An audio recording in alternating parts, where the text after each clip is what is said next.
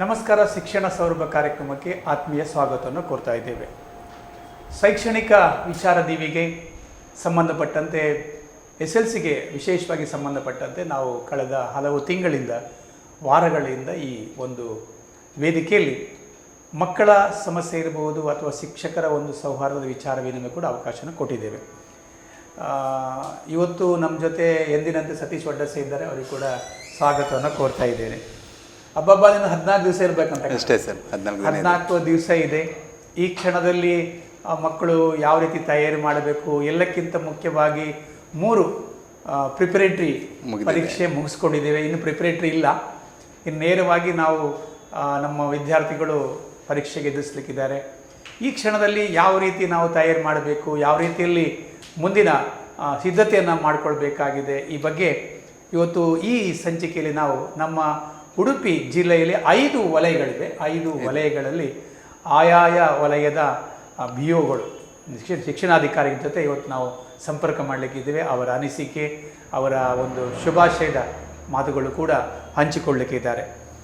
ಭಾಳ ಮುಖ್ಯವಾಗಿ ಮೊನ್ನೆ ಪರೀಕ್ಷೆಗಳು ಮುಗಿದೆವು. ಕೆಲವು ಕಡೆ ಸ್ವಲ್ಪ ವಿಶೇಷವಾಗಿ ನಮ್ಮ ಸಮಾಜ ವಿಜ್ಞಾನ ಶಿಕ್ಷಕರು ಸ್ವಲ್ಪ ಅಸಮಾಧಾನವನ್ನು ವ್ಯಕ್ತಪಡಿಸಿದ್ದಾರೆ. ನಾನು ಕೂಡ ಸಮಾಜ ವಿಜ್ಞಾನವೇ. ಸ್ವಲ್ಪ ಕಷ್ಟ ಆಗಿದೆ ಮಕ್ಕಳಿಗೆ. ಸ್ವಲ್ಪ ಸುಲಭವಾಗಿದ್ದರೆ ಪರಿಸರ ಅಥವಾ ನಾವೇನು ಪರಿಸರ ಸ್ನೇಹಿ ಇದ್ದಾಗೆ ಇದು ಪರೀಕ್ಷೆ ಸ್ನೇಹಿ ವಿದ್ಯಾರ್ಥಿ ಸ್ನೇಹಿ ಅಂತ ಹೇಳಿದ ಮೇಲೆ ಸ್ವಲ್ಪ ಸುಲಭ ಆಗಿರ್ಬೇಕಾಗಿತ್ತೇನೋ.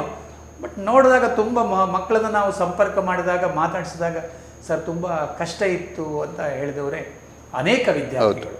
ಬಹುಶಃ ಆ ದೃಷ್ಟಿಯಲ್ಲಿ ಮುಂದೆ ಹಾಗಾಗದೇ ಇರಲಿ ಅಂತ ನಾವು ಆಕಾಂಕ್ಷೆಯನ್ನು ವ್ಯಕ್ತಪಡಿಸುತ್ತಾ ಸರ್ ಇದಕ್ಕೆ ಪೂರಕವಾಗಿ ಸರ್, ಸಮಾಜ ವಿಜ್ಞಾನ ಅಂತ ಹೇಳಿದ ಕೂಡಲೇ ಮೊದಲು ಏನಿತ್ತು, ಸಮಾಜ ವಿಜ್ಞಾನ ಒಂದು ಈಸಿ ಸಬ್ಜೆಕ್ಟ್ ಅಂತಿತ್ತು.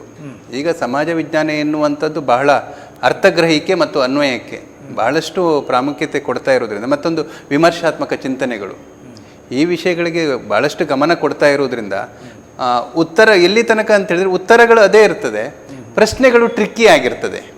ಈ ಟ್ರಿಕ್ಕಿ ಪ್ರಶ್ನೆಗಳನ್ನು ಮಕ್ಕಳು ಅರ್ಥ ಮಾಡ್ಕೊಳ್ಳೋದ್ರಲ್ಲಿ ಸೋಲ್ತಾರೆ. ನಿಜವಾಗಿ ಸಮಾಜ ವಿಜ್ಞಾನ ಪರೀಕ್ಷೆಯ ಪ್ರಶ್ನೆ ಪತ್ರಿಕೆಯನ್ನು ನೋಡಿದಾಗ ಏನು ಒಂದು ಎಜ್ಜಲ್ಲಿದ್ದಾರಲ್ಲ, ಆ ಮಕ್ಕಳಿಗೆ ಬಹಳ ಅಪಾಯ ಇದೆ ಅಂತ ಅನಿಸ್ತದೆ. ಆ ಮಕ್ಕಳು ಅರ್ಥೈಸಿಕೊಳ್ಳುವಂತಹ ಒಂದು ಪ್ರಶ್ನೆಗಳು ಬಂದಾಗ ಮಕ್ಕಳು ಸ್ವಲ್ಪ ಈ ಪಾಸಿಂಗ್ ಪರ್ಸೆಂಟೇಜು ಮತ್ತು ಮಕ್ಕಳು ಧೈರ್ಯದಿಂದ ಪರೀಕ್ಷೆಯನ್ನು ಎದುರಿಸುವುದು ಸಾಧ್ಯ ಆಗ್ತದೆ. ಪರೀಕ್ಷೆಗಳು ಈಗ ನಮ್ಮ ಎಲ್ಲ ಅಧಿಕಾರಿಗಳು ಹೇಳುವುದು ಅಷ್ಟೇ, ಶಿಕ್ಷಣ ತಜ್ಞರು ಹೇಳುವುದು ಅಷ್ಟೇ, ಪರೀಕ್ಷೆಗಳು ಯಾವತ್ತೂ ಮಕ್ಕಳ ಆತ್ಮಸ್ಥೈರ್ಯವನ್ನು ಕುಂದಿಸಬಾರದು ಅಂತ ಹೇಳ್ಕೊಂಡು ಅವರಲ್ಲಿನ ಆತ್ಮವಿಶ್ವಾಸವನ್ನು ಹೆಚ್ಚಿಸುವ ಕೆಲಸವನ್ನು ಈ ಪರೀಕ್ಷೆಗಳು ಮಾಡಬೇಕು. ಹೆಚ್ಚು ಹೆಚ್ಚು ನಮ್ಯ ಆಗ್ತಾ ಹೋಗಬೇಕು. ಈ ಸ್ಕೋರಿಂಗ್ ಪರ್ಸೆಂಟೇಜ್ ಎನ್ನುವಂಥದ್ದು ತೊಂದರೆ ಇಲ್ಲ. ಈಗ ಡಿಸ್ಟಿಂಕ್ಷನ್ ತೆಗೆಯುವನು, 100ಕ್ಕೆ 100 ತೆಗೆಯುವನು, ಔಟ್ ಆಫ್ ಔಟ್ ಮಾರ್ಕ್ ತೆಗೆಯುವನು, ಅವನಿಗೆ ಅದು ಅಪ್ಲಿಕೇಬಲ್ ಲೆವೆಲ್ ಆಗ್ತದೆ. ಆದರೆ ಏನು ಎಜ್ಜಲ್ಲಿರ್ತಾರೆ ನೋಡಿ, ಆ ಮಕ್ಕಳನ್ನು ಗಮನದಲ್ಲಿಟ್ಟುಕೊಂಡು ಪ್ರಶ್ನೆ ಪತ್ರಿಕೆ ತಯಾರಾಗುವುದು ಬಹಳ ಅವಶ್ಯಕ ಅನ್ನುವುದು ಮಕ್ಕಳ ಮತ್ತು ಶಿಕ್ಷಕರ ಒಂದು ಕೋರಿಕೆ ಆಗಿರ್ತದೆ ಸರ್. ಅದನ್ನು ಗಮನಿಸಿಕೊಳ್ಬೇಕು ಅನ್ನೋದು ನಮ್ಮ ಅನಿಸಿಕೆ. ಖಂಡಿತವಾಗಿ ಮುಂದಿನ ಈ ಕೊನೆಯ ದಿನಗಳಂದರೆ ಕೊನೆಯ ಏಪ್ರಿಲ್ 2ನೇ ತಾರೀಕು ಸಮಾಜ ವಿಜ್ಞಾನ. ಬಹುಶಃ ಆ ಒಂದು ಪರೀಕ್ಷೆ ಇವೆಲ್ಲ ವಿಷಯಗಳನ್ನು ಗಮನಿಸಿಕೊಂಡು ಮಕ್ಕಳಿಗೆ ನೀವು ಹೇಳಿದಾಗೆ ಯಾರು ಪಾಸ್ ಆಗಬೇಕಾಗಿದೆ ಅವರಿಗೊಂದಿಷ್ಟು ಖಂಡಿತವಾಗಿ ಮುಂದಿನ ಹಂತಕ್ಕೆ ಹೋಗಲಿಕ್ಕೆ ದಾರಿ ಮಾಡಿಕೊಡ್ತಾರೆ ಎಂಬುದು ನಾವು ಹೇಳೋಣ. ಇನ್ನೊಂದು ಮುಖ್ಯವಾಗಿರುವಂಥದ್ದು, ಈ ಕ್ಷಣಗಳಲ್ಲಿ ಈಗಾಗಲೇ ಬೇರೆ ಬೇರೆ ಒಂದು ತಯಾರಿಗಳು ಆಗ್ತಾ ಇವೆ. ಇನ್ನು ಹಾಲ್ ಟಿಕೆಟ್ ಏನು ಬಂದುಬಿಡುತ್ತೆ, ಶಿಕ್ಷಕರ ನಿಯೋಜನೆ ಆಗ್ತದೆ. ಆ ಸಂದರ್ಭದಲ್ಲಿ ನಾವು ಹೇಗೆ ಮುಂದಕ್ಕೆ ಯೋಚನೆ ಮಾಡಬೇಕಾಗಿದೆ, ಯಾವ ರೀತಿಯಲ್ಲಿ ಮಕ್ಕಳು ಕೂಡ ಹಾಗೆ ಈ ಕೊನೆಯ ಕ್ಷಣಗಳಲ್ಲಿ ಇರುವಂಥದ್ದು. ಈಗ ಒಟ್ಟು ಮಂಡಳಿಯ 4 ಪ್ರಶ್ನೆ ಪತ್ರಿಕೆ, 3 ಪೂರ್ವಸಿದ್ಧತೆ, 3 ಪೂರ್ವಸಿದ್ಧತಾ ಪರೀಕ್ಷೆಯ ಪ್ರಶ್ನೆ ಪತ್ರಿಕೆ, ಒಟ್ಟಲ್ಲಿ 5, 6, 7 ಪ್ರಶ್ನೆ ಪತ್ರಿಕೆಗಳು ಮಕ್ಕಳ ಕೈಯಲ್ಲಿದೆ. ಮತ್ತೆ ಪ್ರಶ್ನಕೋಟಿ ಎನ್ನುವಂಥದ್ದು ಮಕ್ಕಳ ಕೈಯಲ್ಲಿದೆ. LBA ಎನ್ನುವುದು ಕೂಡ ಮಕ್ಕಳ ಕೈಯಲ್ಲಿದೆ. ಅವುಗಳನ್ನೆಲ್ಲ ಒಟ್ಟು ಸೇರಿಸ್ಕೊಂಡು ಮಕ್ಕಳು ಅಧ್ಯಯನ ಮಾಡ್ತಾ ಹೋದರೆ, ಮತ್ತೆ ಮಕ್ಕಳು ಪ್ರತಿ ಪಾಠವನ್ನು ಓದುವಾಗ ಅವ್ರು ಎಣಿಸ್ಕೊಳ್ಬೇಕು ನಮಗೆ ಯಾವ ಪ್ರಶ್ನೆ ಬರ್ತದೆ ಅಂತ ಹೇಳ್ಕೊಂಡು, ಅಂದರೆ ಯಾವ ಯಾವುದು ಸಂಭವನೀಯತೆ ಇರ್ತದೆ ಅನ್ನೋದನ್ನು ಆಲೋಚನೆ ಮಾಡಿಕೊಂಡು ಆ ರೀತಿಯಲ್ಲಿ ಮಕ್ಕಳು ಸಿದ್ಧತೆ ಆಗ್ತಾ ಹೋದರೆ ಬಹುಶಃ ಅವರಿಗೆ ಕಷ್ಟ ಆಗಲಿಕ್ಕಿಲ್ಲ. ನೀಲಿ ನಕಾಶೆ ಎನ್ನುವಂಥದ್ದು ಅವ್ರ ಕೈಯಲ್ಲಿದೆ. ಖಂಡಿತವಾಗಿ ನಾವು ಉಡುಪಿ ನಮ್ಮ ಹೆಡ್ ಕ್ವಾರ್ಟರ್ಸ್ ಉಡುಪಿಯ BO ಡಾಕ್ಟರ್ ಯಲ್ಲಮ್ಮ ಅವರನ್ನ ಸಂಪರ್ಕ ಮಾಡೋಣ. ಅವರ ಅಭಿಪ್ರಾಯವನ್ನು ನಾವು ಪಡ್ಕೊಳ್ಳಿಕ್ಕೆ ಪ್ರಯತ್ನ ಪಡ್ತಾ ಇದ್ದು ನೋಡೋಣ, ಸಿಗ್ತಾ ನೋಡೋಣ. ಹಲೋ, ನಮಸ್ತೆ ಮೇಡಮ್.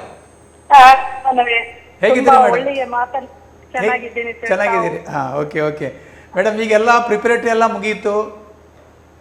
ಈ ಕ್ಷಣದಲ್ಲಿ ನಮ್ಮ SLC ವಿದ್ಯಾರ್ಥಿಗಳಿಗೆ ನಿಮ್ಮ ಸಲಹೆ ಏನು? ಒಂದು 14 ದಿವಸ ಇದೆ, ಇನ್ನು ಯಾವ ರೀತಿ ಓದಬೇಕಾಗತ್ತೆ? ಹಾ ಸರಿ. ಈಗಾಗಲೇ ನಾವು ನಿರಂತರವಾಗಿ ಶೈಕ್ಷಣಿಕ ವರ್ಷದ ಪ್ರಾರಂಭದಿಂದ ನಮ್ಮ ಶಿಕ್ಷಕರು ಮಕ್ಕಳ ಬಗ್ಗೆ ವಿಶೇಷವಾದ ಕಾಳಜಿಯನ್ನ ಹೊಂದಿದ್ರು. ಮಕ್ಕಳು ಕೂಡ ಆ ಹಿನ್ನೆಲೆಯಲ್ಲಿ ಸಾಕ್ತಾ ಬಂದಿದ್ದಾರೆ. ಮಧ್ಯದಲ್ಲಿ ಅಂತಂದ್ರೆ LBA ಅಂತ ಬಂತು. ಅದ್ರ ಜೊತೆಗೆ ಪರೀಕ್ಷಾ ಮಂಡಳಿಯಿಂದ ಒಂದು 4 ಮಾಡೆಲ್ ಕ್ವಶನ್ ಪೇಪರ್ ಅನ್ನ ಬಿಟ್ಟಿದ್ರು.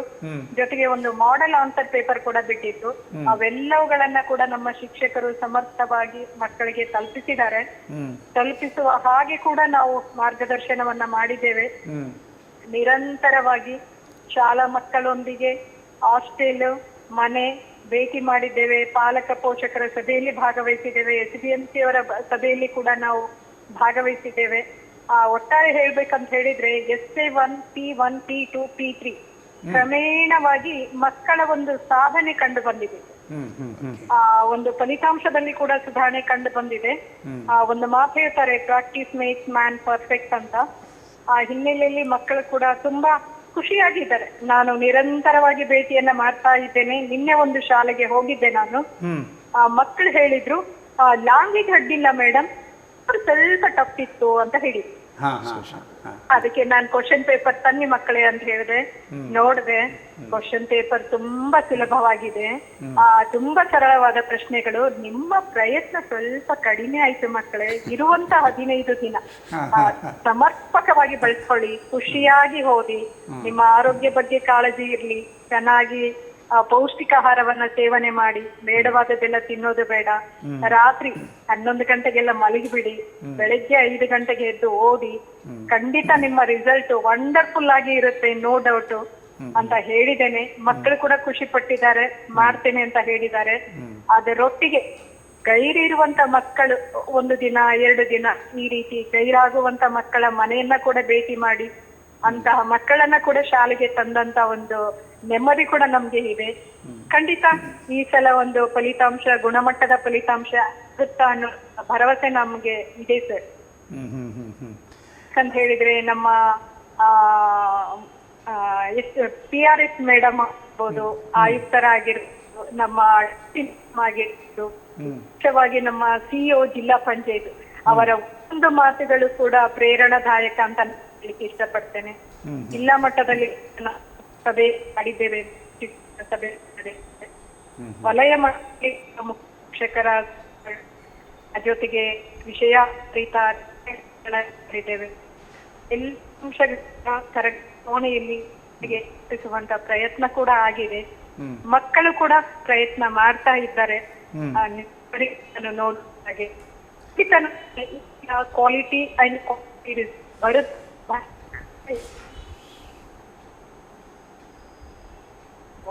Hello hello hello. ಹಾಂ, ಕೇಳ್ತಾ ಉಂಟು ಮೇಡಮ್. ಕೇಳ್ತಾ ಇದೆ? ಹಾಂ, ಕೇಳ್ತಾ ಇದೆ. ಕೊನೆಯಲ್ಲಿ ಕೊನೆಯಲ್ಲಿ ಹೇಳಿ ಸರ್. SSLC ವಿದ್ಯಾರ್ಥಿಗಳಿಗೆ ನಿಮ್ಮ ಶುಭಾರೈಕೆ ಮಾತುಗಳು. ಸರ್, ಖಂಡಿತ ಕೊನೆಯ ಮಕ್ಕಳ ಇದನ್ನು ಹೇಳಿದ್ದೆ ನಾನು. ಓದುವ ಒಂದು ವಿಷಯಗಳ ಕೊನೆ ಬೇರೆ ವಸ್ತುಗಳನ್ನ ಅಥವಾ ಸಾಹಿತ್ಯವನ್ನ ಬಳಸೋದು. ಡಯಟಿಂಗ್ ಕೂಡ ನಮ್ಗೆ ಗ್ರೂಪ್ ನಲ್ಲಿ ಬರ್ತಾ ಇತ್ತು. ಅದನ್ನ ಕೂಡ ನಾವು ರವಾನೆ ಮಾಡಿದ್ದೇವೆ. ಮಕ್ಕಳಿಗೆ ಸಂತೋಷದಿಂದ ಕಲೀರಿ, ಯಾವುದೇ ಒತ್ತಡಕ್ಕೆ ಒಳಗಾಗಬೇಡಿ. ಸೋಲು ಗೆಲುವು ಇರುತ್ತೆ, ಪ್ರಯತ್ನ ಖಂಡಿತವಾಗಿ ನೀವು ಮಾಡಿದ್ದೇ ಇದ್ರೆ ನಿಮ್ಮ ರಿಸಲ್ಟ್ ಕೂಡ ವಂಡರ್ಫುಲ್ ಆಗಿ ಇರುತ್ತೆ. ಆ ಹಿನ್ನೆಲೆಯಲ್ಲಿ, ಆ ಒಂದು ದಾರಿಯಲ್ಲಿ, ಮಾರ್ಗದಲ್ಲಿ ನೀವೆಲ್ಲ ಸಾಗಿ ಶಿಕ್ಷಕರ ಮಾತುಗಳನ್ನ ಕೇಳಿ, ಪಾಲಕ ಪೋಷಕರ ಮಾತುಗಳನ್ನ ಕೇಳಿ, ಹೇಗೆ ಓದ್ಬೇಕು, ಹೇಗೆ ಬರೀಬೇಕು ಅನ್ನೋದ್ರ ಬಗ್ಗೆ ಕೂಡ ಹೇಳಿದ್ದೇವೆ. ಖಂಡಿತ ಈ ಒಂದು ಲಾಸ್ಟ್ ಮೂಮೆಂಟ್ ಅಲ್ಲಿ ನಾನು ಹೇಳುವುದಂತಂದ್ರೆ ಆಲ್ ದ ಬೆಸ್ಟ್ ಹೇಳ್ತೇನೆ. ಪರೀಕ್ಷಾ ಸಮಯದಲ್ಲಿ ಪ್ರಶ್ನೆಗಳನ್ನ ಸರಿಯಾಗಿ ಓದ್ಕೊಳ್ಳಿ, ಅರ್ಥೈಸ್ಕೊಳ್ಳಿ, ನಿಗದಿತ ಸಮಯದಲ್ಲಿ ಉತ್ತರಿಸಿ, ಶಿಸ್ತಿನಿಂದ ಕೂಡ ವರ್ತಿಸಿ, ಹಾಲ್ ಟಿಕೆಟ್ ಅನ್ನ ಮರೆಯದೇ ತೆಗೆದುಕೊಂಡು ಹೋಗ್ಬೇಕು. ಉತ್ತರ ಪತ್ರಿಕೆಗಳಲ್ಲಿ ಕೂಡ ಅಗತ್ಯ ಮಾಹಿತಿಗಳನ್ನ ಭರ್ತಿ ಮಾಡಿ, ಸಹಿ ಖಾತ್ರಿಪಡಿಸ್ಕೊಳ್ಳಿ. ಒಳ್ಳೆಯ ರೀತಿಯಲ್ಲಿ ಪ್ರಯತ್ನ ಮಾಡಿದ್ದೆ ಆದ್ರೆ ನಿಮ್ಮ ಫಲಿತಾಂಶ ಕೂಡ ಚೆನ್ನಾಗಿರುತ್ತೆ ಅನ್ನುವಂತ ಶುಭ ಹಾರೈಕೆಯನ್ನ ನಾನು ಕೊಟ್ಟಿದ್ದೇನೆ ಮಕ್ಕಳಿಗೆ. ತುಂಬ ತುಂಬ thank you madam. Thank you sir. ಧನ್ಯವಾದಗಳು. ತಮಗೂ ಕೂಡ ಧನ್ಯವಾದಗಳನ್ನು ಹೇಳಲಿಕ್ಕೆ ಇಷ್ಟಪಡ್ತೇನೆ. ತುಂಬ ಕೂಡ ತುಂಬ ಧನ್ಯವಾದ, ಯಾಕಂದ್ರೆ ಇಷ್ಟು ನಿಮ್ಮ ಸಮಯ ಕೊಟ್ಟೋದಕ್ಕೆ. ಬಹಳ ಬ್ಯುಸಿ ಇರ್ತಾರೆ ಈ ಸದ್ಯದಲ್ಲಿ, ಆದರೂ ಕೂಡ ನಮಗೊಂದೇ ನಮ್ಮ ಕರೆಗೆ ಸ್ಪಂದಿಸೋಕ್ಕೆ ಧನ್ಯವಾದಗಳು. Okay, thank you sir. Thank you. ಅವರೊಳದಾಗೆ ಉಡುಪಿ ಜಿಲ್ಲೆಯಲ್ಲಿ ಬಹಳ ಒಳ್ಳೆಯ ತಯಾರಿ ಆಗಿದೆ. ಹೌದು ಸರ್, ಒಂದು ಮಾತು ಹೇಳಬೇಕು, ಮಾನ್ಯ ಉಪನಿರ್ದೇಶಕರ ಒಂದು ಮಾರ್ಗದರ್ಶನದಲ್ಲಿ ನಮ್ಮ ಎಲ್ಲ ಅಧಿಕಾರಿಗಳು, ಈಗ ಉದಾಹರಣೆಗೆ ಎಲ್ಲ ಕ್ಷೇತ್ರ ಶಿಕ್ಷಣಾಧಿಕಾರಿಗಳು, ಅನಂತರ ಎಲ್ಲ ಅನುಷ್ಠಾನಾಧಿಕಾರಿಗಳು, ಈಗ ಉದಾಹರಣೆಗೆ DYPC, APC, SSLC ನೋಡಲ್ ಅವರು, ಅನಂತರ ಎಲ್ಲ SSLC ತಾಲೂಕು ನೋಡಲ್ ಅವರು, ಎಲ್ಲರೂ ಒಟ್ಟು ಸೇರಿ ಬಹುಶಃ ಅವರು ರೆಸ್ಟ್ ಇಲ್ಲದೆ ದುಡಿತಾ ಇದ್ದಾರೆ ಅಂತ ಹೇಳ್ಬೋದು ಸರ್. ಮನೆ ಭೇಟಿ ಇರ್ಬೋದು, ಹಾಸ್ಟೆಲ್ ಭೇಟಿ ಇರ್ಬೋದು, ಶಾಲಾ ಭೇಟಿ ಇರ್ಬೋದು, ಅಂದರೆ ಸಮಯದ ನಂತರವೂ ಕೂಡ ಈ ಮನೆ ಭೇಟಿಯೆಲ್ಲ ಸಂಜೆನೇ ಮಾಡಬೇಕು. ಅಂಥ ಕೆಲಸವನ್ನೆಲ್ಲ ಕಾಲಿಗೆ ಚಕ್ರ ಕಟ್ಟಿಕೊಂಡು ಎಲ್ಲ ಅಧಿಕಾರಿಗಳು ಮಾಡ್ತಾ ಇದ್ದಾರೆ. ಅವರೆಲ್ಲರ ಈ ಶ್ರಮಕ್ಕೆ ಖಂಡಿತವಾಗಿ ಪ್ರತಿಫಲ ಸಿಗ್ತದೆ ನಮ್ಮ ಉಡುಪಿ ಜಿಲ್ಲೆಗೆ. ನಮ್ಮ ನಿರೀಕ್ಷೆ ಕೂಡ ಈ ಕಾರ್ಯಕ್ರಮದ ಆಶೆ ಕೂಡ ಶಿಕ್ಷಣ ಸೌರಭ, ನಮ್ಮ ಫಲಿತಾಂಶ ಸೌರಭ ಒಂದಷ್ಟು ಹರಡಬೇಕಂತ ಹೇಳಿ ನೋಡೋಣ. ಕಾರ್ಕಳ ಅವರ ಸಂಪರ್ಕ ಮಾಡೋಣ. ಶ್ರೀಮತಿ ಗಿರಿಜಮ್ಮ ಅಂತೇಳಿ ಭಾಳ ಒಳ್ಳೆ ರೀತಿಯಲ್ಲಿ ಕೆಲಸ ಮಾಡ್ತಾ ಇದ್ದಾರೆ. ಸೊ ಹಾಗಾಗಿ ನೋಡಿ ಅವರನ್ನು ಸಂಪರ್ಕ ಮಾಡಲಿಕ್ಕೆ ಪ್ರಯತ್ನ ಪಡೋಣ. ಇವರು ಹೇಳಿದ ಹಾಗೆ ಎಲ್ಲರ ಒಂದು, ನೀವು ಹೇಳಿದಾಗ ಎಲ್ಲರ ಸಹಕಾರ, ಮೇಡಮ್ ಹೇಳಿದಾಗೆ ಒಂದು ಒಳ್ಳೆಯ ಅವಲೋಕನ ಮತ್ತು ಮೇಲ್ವಿಚಾರಣೆ ಇದ್ದಾಗ ಒಳ್ಳೆಯ ಅಂಕವನ್ನು ಪಡೀಲಿಕ್ಕೆ ಸಾಧ್ಯ ಆಗುತ್ತೆ ಅಂತ ಹೇಳುವಂಥದ್ದು. ಮತ್ತು ಮಕ್ಕಳಿಗೆ ಅವರು ಕೊನೆಯಲ್ಲಿ ಹೇಳಿದರು ಏನೆಲ್ಲ ಎಚ್ಚರಿಕೆ ವಹಿಸ್ಕೊಡ್ಬೇಕು. ಈಗ ಹಾಲ್ ಟಿಕೆಟು ಭಾಳ ಮುಖ್ಯ ಆಗಿರುತ್ತೆ, ಕೊಡ್ಬೋದು, ಆದರೆ ಕೂಡ ದಿನ ಹೊಸ ಕೊಡಲಿಕ್ಕೆ ಅದು ಸರಿ ಆಗೋದಿಲ್ಲ. ಆದಷ್ಟೇ ಇಲ್ಲಿ ಅದನ್ನು ಕೂಡ ಭಾಳ ಎಚ್ಚರಿಕೆಯಿಂದ ಪಡ್ಕೊಳ್ಬೋದು. ನೋಡೋಣ, ಸಂಪರ್ಕ ಬಂದಿದ್ದಾರೆ. ನಮಸ್ತೆ ಮೇಡಮ್. ನಮಸ್ತೆ ಸರ್. ನಮಸ್ತೆ, ಹೇಗಿದ್ದೀರಿ ಮೇಡಮ್? ಆರಾಮಿದ್ದೀರಿ ಸರ್. ಆರಾಮಿದ್ದೀರಿ. ಹೇಗೆ ತಯಾರಿ ಹೇಗೆ ನಡೀತದೆ SLC ಮಕ್ಕಳದೆಲ್ಲ ನಿಮ್ಮ ವಲಯದಲ್ಲಿ? ನಮ್ಮ ವಲಯದಲ್ಲಿ ಮಕ್ಕಳ ತಯಾರಿ ತುಂಬಾ ಚೆನ್ನಾಗಿ ನಡೀತಾ ಇದೆ ಸರ್. ಹಾಗೆ ಶಿಕ್ಷಕರು ಕೂಡ ಶಾಲೆಗಳಲ್ಲಿ ಮಕ್ಕಳನ್ನ ತಯಾರಿ ಮಾಡ್ತಾ ಇದ್ದಾರೆ. ತಮ್ಮದೇ ಆದ ರೀತಿಯಲ್ಲಿ 3 ಗುಂಪುಗಳನ್ನಾಗಿ ವಿಂಗಡಿಸಿಕೊಂಡಿದ್ದಾರೆ. NC ಮತ್ತೆ C ಇರ್ತಕ್ಕಂಥ ಮಕ್ಕಳಿಗೆ ವಿಶೇಷವಾದ ಒಂದು ಮಾರ್ಗದರ್ಶನ ನೀಡ್ತಾ ಇದ್ದಾರೆ. ಹಾಗೆ ಹೆಚ್ಚು ಹೆಚ್ಚು ಬರೆದು ಅಭ್ಯಾಸ ಮಾಡಲಿಕ್ಕೆ ಮಾರ್ಗದರ್ಶನ ನೀಡ್ತಾ ಇದ್ದಾರೆ. ಹಾಗೆ ಮಾದರಿ ಪ್ರಶ್ನೆ ಪತ್ರಿಕೆಗಳನ್ನ ಬಿಡಿಸಲಿಕ್ಕೆ ಮಾರ್ಗದರ್ಶನ ನೀಡ್ತಾ ಇದ್ದಾರೆ. ಟಾಪರ್ಸ್ ವಿದ್ಯಾರ್ಥಿಗಳಿಗೂ ಕೂಡ ಪ್ರತ್ಯೇಕವಾದ ಒಂದು ಮಾರ್ಗದರ್ಶನ ನೀಡ್ತಾ ಇದ್ದಾರೆ. ಹಾಗಾಗಿ ಈಗಾಗಲೇ ಇಲಾಖೆ ನೀಡಿರ್ತಕ್ಕಂಥ ಬ್ಲೂ ಪ್ರಿಂಟ್ ಪ್ರಕಾರ ಮಕ್ಕಳಿಗೆ ಸಿದ್ಧಗೊಳಿಸ್ತಾ ಇದ್ದಾರೆ. ಮತ್ತೆ ಟೀಚರ್ಸ್ ಮತ್ತೆ ಅಧಿಕಾರಿಗಳು ಎಲ್ಲರೂ ಕೂಡ ಮನೆ ಮನೆ ಭೇಟಿ ನೀಡಿ ಪಾಲಕರಿಗೆ, ಪೋಷಕರಿಗೆ ಮನೆಯಲ್ಲಿ ಕಲಿಕಾ ವಾತಾವರಣ ನಿರ್ಮಿಸಿಕೊಡ್ಲಿಕ್ಕೆ ಸಲಹೆ ನೀಡ್ತಾ ಇದ್ದೇವೆ. ಮಕ್ಕಳ ಒಂದು ಕಲಿಕಾ ಟ್ರ್ಯಾಕ್ ನಂತೆ ಉತ್ತಮವಾಗಿ ನಿರ್ವಹಣೆ ಮಾಡ್ತಾ ಇದ್ದಾರೆ. ಕಲಿಕೆಯನ್ನ ದೃಢೀಕರಣ ಮಾಡ್ಕೊಳ್ತಾ ಇದ್ದಾರೆ. ಈಗಾಗಲೇ ಇಲಾಖೆ ನೀಡಿರ್ತಕ್ಕಂಥ 29 ಅಂಶಗಳ ಸುತ್ತೋಲೆಯಂತೆ ಎಲ್ಲಾ ಶಾಲೆಗಳಲ್ಲಿಯೂ ಕೂಡ ಅನುಷ್ಠಾನ ಮಾಡ್ತಾ ಇದ್ದು ಮಕ್ಕಳನ್ನ ತಯಾರಿಗೊಳಿಸ್ತಾ ಇದ್ದಾರೆ ಸರ್. ಓಕೆ. ಈಗ ಇನ್ನೊಂದು 14 ದಿವಸ ಮೇಡಮ್, ಇನ್ನೊಂದು 14 ದಿವಸ ಇದೆ SLC ಪರೀಕ್ಷೆಗೆ, ಅಂತಿಮ ಪರೀಕ್ಷೆಗೆ. ನೀವು ಈ ಸಂದರ್ಭದಲ್ಲಿ ವಿದ್ಯಾರ್ಥಿಗಳು ಏನು ಸಲಹೆಯನ್ನು ಕೊಡ್ತೀರಿ? ಹೇಗೆ ಓದಬೇಕು, ಇನ್ನು ಹೇಗೆ ತಯಾರಿ ಹೇಗೆ ಮಾಡ್ಕೊಳ್ಬೇಕಂತೇಳಿ? ಮಕ್ಕಳೇ, ಇಲ್ಲಿವರೆಗೂ ತುಂಬಾ ಚೆನ್ನಾಗಿ ಅಭ್ಯಾಸ ಮಾಡಿದ್ದೀರಾ. ನಿಮ್ಮ ಆತ್ಮವಿಶ್ವಾಸವೇ ಯಶಸ್ಸಿನ ಮೊದಲ ಹೆಜ್ಜೆ ಎಂಬುದಾಗಿ ಹೇಳಲಿಕ್ಕೆ ಇಷ್ಟಪಡ್ತೀನಿ. ಆದ್ರಿಂದ ಆತ್ಮವಿಶ್ವಾಸದಿಂದ ಪರೀಕ್ಷೆ ಎದುರಿಸಿ ನೀವು ಕಲಿತದ್ದು ನಿಮ್ಮನ್ನ ಮುನ್ನಡೆಸ್ತದೆ. ಹಾಗೆಯೇ ಉಳಿದ ಸಮಯವನ್ನ ವ್ಯರ್ಥ ಮಾಡದೆ ಅಧ್ಯಯನದಲ್ಲಿ ತೊಡಗಿಸಿಕೊಳ್ಳಿ ಅಂತ ಹೇಳಲಿಕ್ಕೆ ಇಷ್ಟಪಡ್ತೇನೆ. ಈಗಿರ್ತಕ್ಕಂಥ ಉಳಿದಿರ್ತಕ್ಕಂಥ ಸಮಯ ತುಂಬಾ ಅಮೂಲ್ಯವಾಗಿರ್ತಕ್ಕಂಥದ್ದು. ಹಾಗಾಗಿ ಶಾಂತ ಚಿತ್ತರಾಗಿ ಯೋಚಿಸಿ ಸಮರ್ಪಕವಾಗಿ ಹಾಗೆಯೇ ಸಮಯೋಚಿತವಾಗಿ ಅಭ್ಯಾಸ ಮಾಡುವುದರಲ್ಲಿ ತಮ್ಮನ್ನ ತಾವು ತೊಡಗಿಸಿಕೊಳ್ಳಿ ಅಂತ ಹೇಳಲಿಕ್ಕೆ ಇಷ್ಟಪಡ್ತೇನೆ. ಪರೀಕ್ಷೆ ಯಾವುದೇ ಭಯ, ಒತ್ತಡ ಇಲ್ಲದೆ ಪರೀಕ್ಷೆ ಬರೆಯಿರಿ. ಪರೀಕ್ಷೆ ಒಂದು ಹಬ್ಬ ಎಂಬುದಾಗಿ ಸಂಭ್ರಮ ಪಡಿ ಅಂತ ಹೇಳಲಿಕ್ಕೆ ಇಷ್ಟಪಡ್ತೇನೆ. ಈಗ ನಮ್ಮ 18ಗೆ ಪರೀಕ್ಷೆ ಆರಂಭ. ನಮ್ಮ ಎಲ್ಲ SLC ವಿದ್ಯಾರ್ಥಿಗಳಿಗೆ ನಿಮ್ಮೊಂದು ಶುಭಾಶಯದ ಮಾತುಗಳು. ಹಾಂ ಸರ್, ಈಗಾಗಲೇ ನಮ್ಮ ಇಲಾಖೆಯ ಅಧಿಕಾರಿಗಳು ಮತ್ತೆ ನಮ್ಮ ಎಲ್ಲ ಶಾಲಾ ಶಿಕ್ಷಕರು ಸಾಕಷ್ಟು ಮಾರ್ಗದರ್ಶನ ಮಕ್ಕಳಿಗೆ ನೀಡಿದ್ದಾರೆ. ಹ್ಮ್ ಆ ನಿಟ್ಟಿನಲ್ಲಿ ನಮ್ಮ ಜಿಲ್ಲೆ ಮತ್ತು ನಮ್ಮ ಎಲ್ಲ ತಾಲೂಕುಗಳು ಪ್ರಥಮ ಸ್ಥಾನಿಯಾಗಿ ಬರಲಿಕ್ಕೆ ಎಲ್ಲರೂ ಕೂಡ ಶ್ರಮ ಪಡ್ತಾ ಇದ್ದಾರೆ. ಹಾಗಾಗಿ ನನ್ನದು ಕೂಡ ಆಸೆ ಇದೆ, ನಮ್ಮ ಜಿಲ್ಲೆ ನಮ್ಮ ತಾಲೂಕುಗಳು ಪ್ರಥಮ ಸ್ಥಾನಿಯಾಗಿ ಬರಲಿಕ್ಕೆ ಎಲ್ರಿಗೂ ಕೂಡ ಶುಭ ಹಾರೈಕೆಗಳನ್ನ ಸಲ್ಲಿಸ್ತಾ ಇದ್ದೇನೆ. ತುಂಬ ತುಂಬ ಧನ್ಯವಾದಗಳು ನಿಮ್ಮ ಅಮೂಲ್ಯ ಸಮಯ ನಮ್ಮೊಟ್ಟಿಗೆ ಹಂಚಿಕೊಂಡದಕ್ಕೆ. Thank you. Thank you madam. ಒಂದು ಅವಕಾಶ ಮಾಡಿಕೊಟ್ಟಿದ್ದಕ್ಕೆ ನಿಮಗೂ ಕೂಡ ಧನ್ಯವಾದಗಳು. Thank you madam, thank you. Thank you. ಇವರು ಹೇಳಿದಾಗೆ ಭಾಳ ಅವ್ರು ಹೇಳಿದ ಒಂದು ಸಲಹೆ ಗಿರಿಜಮ್ಮ ಅವರು ಮೇಡಮ್ ಒಂದು ಹೇಳ್ತಾರೆ, ಶಾಂತ ಚಿತ್ತದಿಂದ ಎದುರಿಸಿದಾಗ ಪರೀಕ್ಷೆ ಬಹಳ ಖಂಡಿತ ಯಶಸ್ಸಾಗ್ತದೆ. ಕಳೆದ ಬಾರಿ ಕಾರ್ಕಳ ಜಿಲ್ಲೆಗೆ ಪ್ರಥಮ ಸ್ಥಾನ ಬಂದಂತ ನಂಗೆ ನೆನಪು ಕೇಳಬೇಕಾಗಿತ್ತು. ಪ್ರಥಮ ಸ್ಥಾನವನ್ನು ಪಡೆದಿದೆ. ಹೌದು. ಓಕೆ, ಅವರ ಶಾಂತ ಚಿತ್ತತೆ ಕಾರ್ಕಳ ತಾಲೂಕಿಗೆ ಪ್ರಥಮ ಸ್ಥಾನ ಬರಲಿಕ್ಕೆ ಸಹಕಾರಿ ಆಗಿರ್ಬೋದೇನೋ ಅಂತ ಅಂದ್ಕೊಳ್ತೀನಿ.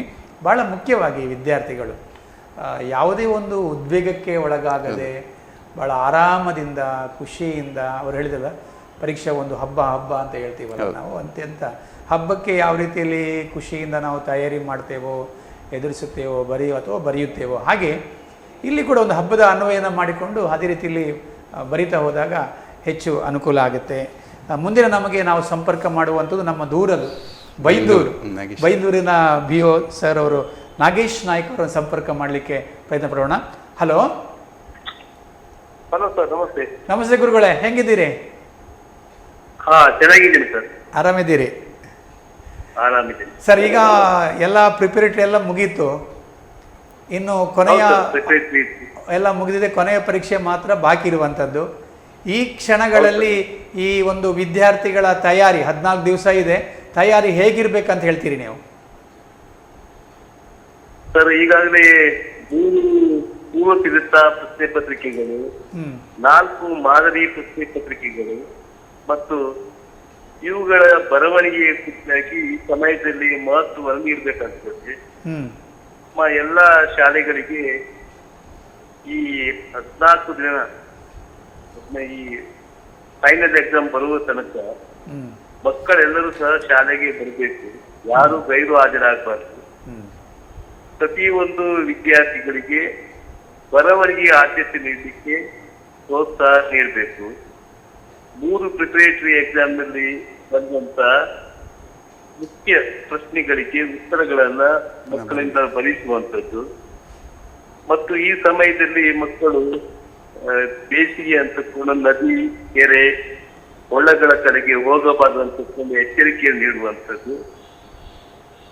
ಈ ಸಮಯದಲ್ಲಿ ಹೆಚ್ಚಿಗೆ ನೀರನ್ನ ಕುಡಿಲಿಕ್ಕೆ ಹೇಳುವಂಥದ್ದು ಮತ್ತು ಪರೀಕ್ಷಾ ಕೇಂದ್ರ, ಪರೀಕ್ಷಾ ಸಮಯದಲ್ಲಿ ಬಸ್ ವ್ಯವಸ್ಥೆ, ಬಸ್ಸಿನ ಸಮಯ, ಇವುಗಳ ಮನವರಿಕೆಯನ್ನ ಮಕ್ಕಳಿಗೆ ಮಾಡಿಕೊಡುವಂಥದ್ದು. ಪ್ರತಿ ವಿಷಯ ಶಿಕ್ಷಕರ ಮೊಬೈಲ್ ನಂಬರ್ ಅನ್ನ ವಿದ್ಯಾರ್ಥಿಗಳಿಗೆ ನೀಡಿ ವಿದ್ಯಾರ್ಥಿಗಳು ಓದುವಾಗ ಸಮಸ್ಯೆಗಳು ಉದ್ಭವ ಆದರೆ ಕೂಡಲೇ ಶಿಕ್ಷಕರಿಗೆ ಪ್ರಶ್ನೆಗಳನ್ನ ಕೇಳಿ ಅದನ್ನ ಮಾಹಿತಿಯನ್ನ ಉತ್ತರವನ್ನ ಪಡೆದು ಕ್ಲಿಯರ್ ಮಾಡಿಕೊಡುವುದು ಮತ್ತು ಪ್ರತಿ ಶಾಲೆಗೆ ಭೇಟಿಯನ್ನು ನಾವು ಹಾಕಿದ್ದೀವಿ ಸರ್. ಸರ್, ನಿಮ್ಮ ವಲಯದಲ್ಲಿ ತಯಾರಿ ಹೇಗೆ ನಡೀತಾ ಇದೆ ಸರ್? ಬೈಂದೂರು ವಲಯದಲ್ಲಿ ಒಟ್ಟು 8 ಪರೀಕ್ಷಾ ಕೇಂದ್ರಗಳಿದೆ. 8 ಪರೀಕ್ಷಾ ಕೇಂದ್ರಗಳಿಗೆ ಅತಿ ಹೆಚ್ಚು ವಿದ್ಯಾರ್ಥಿಗಳು ಪರೀಕ್ಷೆ ಕುಳಿತುಕೊಳ್ಳುವುದು ಬೈಂದೂರು ಸರ್ಕಾರಿ ಪದವಿ ಪೂರ್ವ ಕಾಲೇಜಿನಲ್ಲಿ ಕುಳಿತುಕೊಳ್ತಾರೆ. ಆಮೇಲೆ ಅತಿ ಕಡಿಮೆ ವಿದ್ಯಾರ್ಥಿಗಳು ಇರುವಂತದ್ದು ಜನತಾ ಪ್ರೌಢಶಾಲೆಯಲ್ಲಿ. APS 1 ಸಹ ಅತಿ ಹೆಚ್ಚು ವಿದ್ಯಾರ್ಥಿಗಳು ಪರೀಕ್ಷೆಗೆ ಕುಳಿತುಕೊಳ್ತಾರೆ. ಇಲ್ಲಿ ಎಲ್ಲಾ ಪರೀಕ್ಷಾ ಕೇಂದ್ರಗಳಲ್ಲಿ CCTV ವ್ಯವಸ್ಥೆಯನ್ನ ಇರುವಂತೆ ನೋಡ್ಕೊಂಡಿದ್ದೀವಿ ಮತ್ತು ನಮ್ಮ ಎಲ್ಲ ಮುಖ್ಯೋಪಾಧ್ಯಾಯರಿಗೆ ಮಾಹಿತಿ ನೀಡ್ತಿದ್ದೀವಿ. CCTV ಇದು ವೆಬ್ಕಾಮ್ ಕ್ಯಾಮೆರಾ ಆಗಿದ್ದು ರಾಜ್ಯ ಮಟ್ಟದಲ್ಲಿ ಅದನ್ನ ಪರಿಶೀಲನೆ ಮಾಡುವಂತ ವ್ಯವಸ್ಥೆ ಇದೆ. ಹಾಗಾಗಿ ಪರೀಕ್ಷೆಯನ್ನ ಪರಿಣಾಮಕಾರಿಯಾಗಿ ಅತ್ಯಂತ ಆತ್ಮವಿಶ್ವಾಸದಿಂದ ಕೆಲಸವನ್ನ ಮಾಡಲಿಕ್ಕೆ ಪ್ರೋತ್ಸಾಹವನ್ನು ನೀಡಬೇಕು. ಈಗ SSLC ವಿದ್ಯಾರ್ಥಿಗಳಿಗೆ 18ರಿಂದ ಕೊನೆಯ ಪರೀಕ್ಷೆ ಆರಂಭ. ಆ ವಿದ್ಯಾರ್ಥಿಗಳಿಗೆ ನಿಮ್ಮ ಶುಭ ಹಾರೈಕೆಯ ಮಾತುಗಳು ಯಾವ್ದು ಸರ್? ಸರ್, ನಮ್ಮ SSLC ವಿದ್ಯಾರ್ಥಿಗಳಿಗೆ SSLC ಪರೀಕ್ಷೆ ಇದು ವಿದ್ಯಾರ್ಥಿ ಜೀವನದ ಮಹತ್ವದ ಘಟ್ಟ. ಇಲ್ಲಿ ಉತ್ತೀರ್ಣರಾದರೆ ಉತ್ತಮ ಕಾಲೇಜು ಆಯ್ಕೆ ಸಾಧ್ಯ ಆಗ್ತದೆ. ನಿಮ್ಮ ಉತ್ತಮ ಸಾಧನೆ ವಿದ್ಯಾರ್ಥಿಗಳಿಗೆ, ಪಾಲಕರಿಗೆ, ಶಿಕ್ಷಕರಿಗೆ, ಊರಿಗೆ ಹೆಮ್ಮೆ ತರುತ್ತದೆ. ನಿಮ್ಮ ಮನೆಯ ಅನೇಕ ಸಮಸ್ಯೆಗಳಿಗೆ ಈ ಪರೀಕ್ಷೆ ಫಲಿತಾಂಶ ತುಂಬಾ ಪರಿಹಾರವಾಗಿರುತ್ತದೆ. ನಿಮಗೆ ತಿಳಿದ ಉತ್ತರಗಳನ್ನು ನಿಸ್ಸಂಕೋಚವಾಗಿ ಬರೆಯಿರಿ. ನಿಮ್ಮ ಬರವಣಿಗೆ ಸ್ಪಷ್ಟವಾಗಿರಲಿ. ನಿಮ್ಮ ಗುರಿ ನಿಗದಿ ಮಾಡಿಕೊಳ್ಳಿ. ಪರೀಕ್ಷೆಯನ್ನು ಧೈರ್ಯವಾಗಿ ಸಂತೋಷದಿಂದ ಎದುರಿಸಿ. ಫಲಿತಾಂಶಕ್ಕಾಗಿ ಈಗಲೇ ಚಿಂತಿಸಬೇಡಿ. ನಿಮ್ಮ ಪ್ರಯತ್ನಕ್ಕೆ ಖಂಡಿತ ಫಲ ಸಿಗುತ್ತದೆ. ವಿದ್ಯಾರ್ಥಿಗಳೆಲ್ಲರಿಗೂ ಜಯಶೀಲರಾಗಿ ಅಂತ ನಾನು ಹಾರೈಸುತ್ತೇನೆ. ತುಂಬ ಧನ್ಯವಾದಗಳು ಸರ್, ನಿಮ್ಮ ಅಪೂರ್ವವಾದಂಥ ಸಮಯ ನಮ್ಮ ಜೊತೆ ಹಂಚಿಕೊಂಡದಕ್ಕೆ. Thank you sir. Okay, thank you sir. ಒಂದು ಒಳ್ಳೆ ಪಟ್ಟಿ ಮಾಡ್ಕೊಂಡಿದ್ದಾರೆ ಅವರು, ಭಾಳ ಉದ್ದನೆಯ ಪಟ್ಟಿ ಅವರ ಒಂದು ಸರ್ ಪಟ್ಟಿಯಲ್ಲಿತ್ತು. ಅವರು ಮುಖ್ಯವಾಗಿ ಹೇಳುವಂಥದ್ದು ಇನ್ನೂ ಗೈರು ಹಾಜರಿ ಆಗಬಾರ್ದು. ಖಂಡಿತ ಅವರು ಕೊನೆಯ ಈಗ ಮಕ್ಕಳ ಶಾಲೆ ಇಟ್ಕೊಳ್ಬೋದು ಸ್ವಲ್ಪ ದಿವಸ. ಅಂದರೆ ಮಕ್ಕಳು ಸರ್ ಕಂಟಿನ್ಯೂಸ್ ಶಾಲೆಗೆ ಬಂದಾಗ ಅವನಿಗೆ ಪಾಸ್ ಆಗ್ಲಿಕ್ಕೆ ಏನೇನು ಟಿಪ್ಸ್ ಸಿಗ್ತದೆ, ಇನ್ನು ಸಿಗುವಂಥದ್ದು ಭಾಳ ಕ್ರೂಷಿಯಲ್ ಡೇಸ್ ಅಂತ ಹೇಳ್ತೀವಲ್ಲ, ಭಾಳ ಪ್ರಾಮುಖ್ಯವಾದ ದಿನಗಳು. ಇನ್ನು ಶಿಕ್ಷಕರು ಕೊಡುವುದು ಏನು ಕೇಳಿದರೆ ಅವರಿಗೆ ಭಾಳ ಇಂಪಾರ್ಟೆಂಟ್ ಆದ ಫೀಡ್ಬ್ಯಾಕನ್ನೇ ಕೊಡ್ತಾ ಹೋಗ್ತಾರೆ. ನೀನು ಅದನ್ನು ಓದಬೇಕು, ಇದನ್ನು ಓದಬೇಕು, ಇದಕ್ಕೆ ಹೆಚ್ಚು ಗಮನ ಕೊಡು ಅಂತ ಹೇಳ್ಕೊಂಡು. ಆದ್ದರಿಂದ ಇನ್ನೆಲ್ಲಾದರೂ ಅವನು ಗೈರು ಹಾಜರಾದರೆ, ಒಂದು ದಿನ ಗೈರು ಹಾಜರಾದರೆ ಅವನು ಬಹಳಷ್ಟನ್ನು ಮಿಸ್ ಮಾಡ್ಕೊಳ್ತಾನೆ. ಅದಕ್ಕಾಗಿ ಸರ್ ಭಾಳ ಒಳ್ಳೇದು ಹೇಳಿದರು, ಇನ್ನು ಮುಂದೆ ಗೈರು ಹಾಜರಾಗದೇ ಇರುವ ಹಾಗೆ ನೋಡ್ಕೊಳ್ಬೇಕು.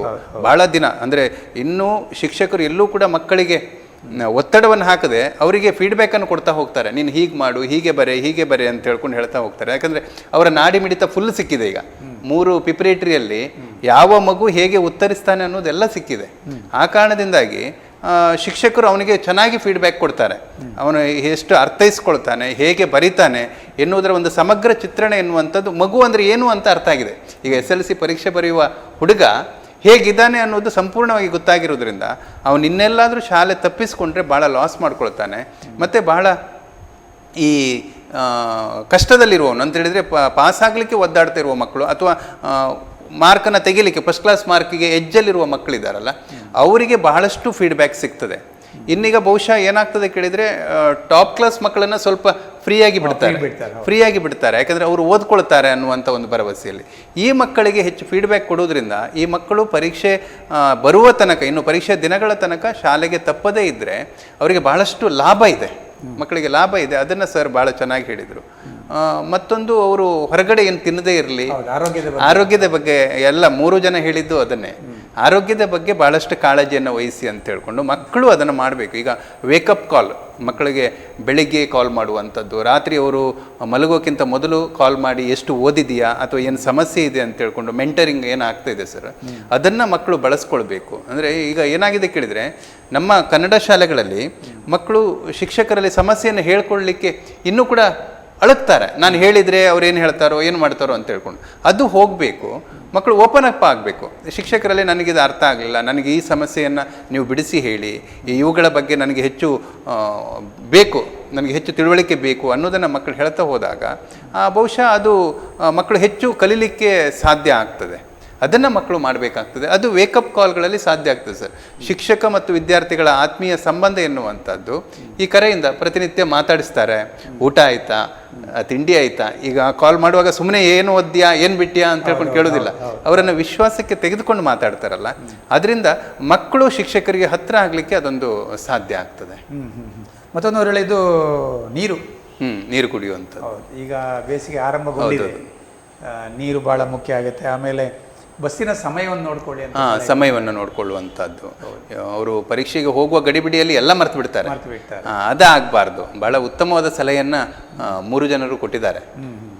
ಮತ್ತೊಂದು ಮುಖ್ಯ ಪ್ರಶ್ನೆಗಳಿಗೆ ಇನ್ನು ತಯಾರಿ ಮಾಡಿಕೊಳ್ಬೇಕಂತೇಳಿ ನೋಡೋಣ. ಈಗ ಕುಂದಾಪುರಕ್ಕೆ ಹೋಗೋಣ. ಕುಂದಾಪುರದ BO ಶ್ರೀಮತಿ ಶೋಭಾ ಶೆಟ್ಟಿ ಅವರನ್ನು ಸಂಪರ್ಕ ಮಾಡಲಿಕ್ಕೆ ಪ್ರಯತ್ನ ಪಡೋಣ. ನೋಡ ಅವರ ಅಭಿಪ್ರಾಯಗಳು. ನಮಸ್ತೆ ಮೇಡಮ್. ನಮಸ್ತೆ ಸರ್. ನಮಸ್ತೆ, ಹೇಗಿದ್ದೀರಿ ಮೇಡಮ್? ಚೆನ್ನಾಗಿದ್ದೀರಾ ಸರ್. ನಿಮ್ಮ ಒಂದು ಈ ಕಾರ್ಯಕ್ರಮಕ್ಕೆ ತುಂಬಾ ಧನ್ಯವಾದ ನೀಡ್ಲಿಕ್ಕೆ ಬಯಸ್ತೇನೆ ನಾನು. Thank you. ಈಗ ಯಾಕಂತ ಹೇಳಿದ್ರೆ ಮಕ್ಕಳ ಇಂಥ ಸಮಯದಲ್ಲಿ ನೀವು ಇದೊಂದು ಅವಕಾಶ ಕೊಟ್ಟಿದ್ದೀರಲ್ಲ ಸರ್. ಈಗ ಇನ್ನೊಂದು 14 ದಿವಸ ಇದೆ.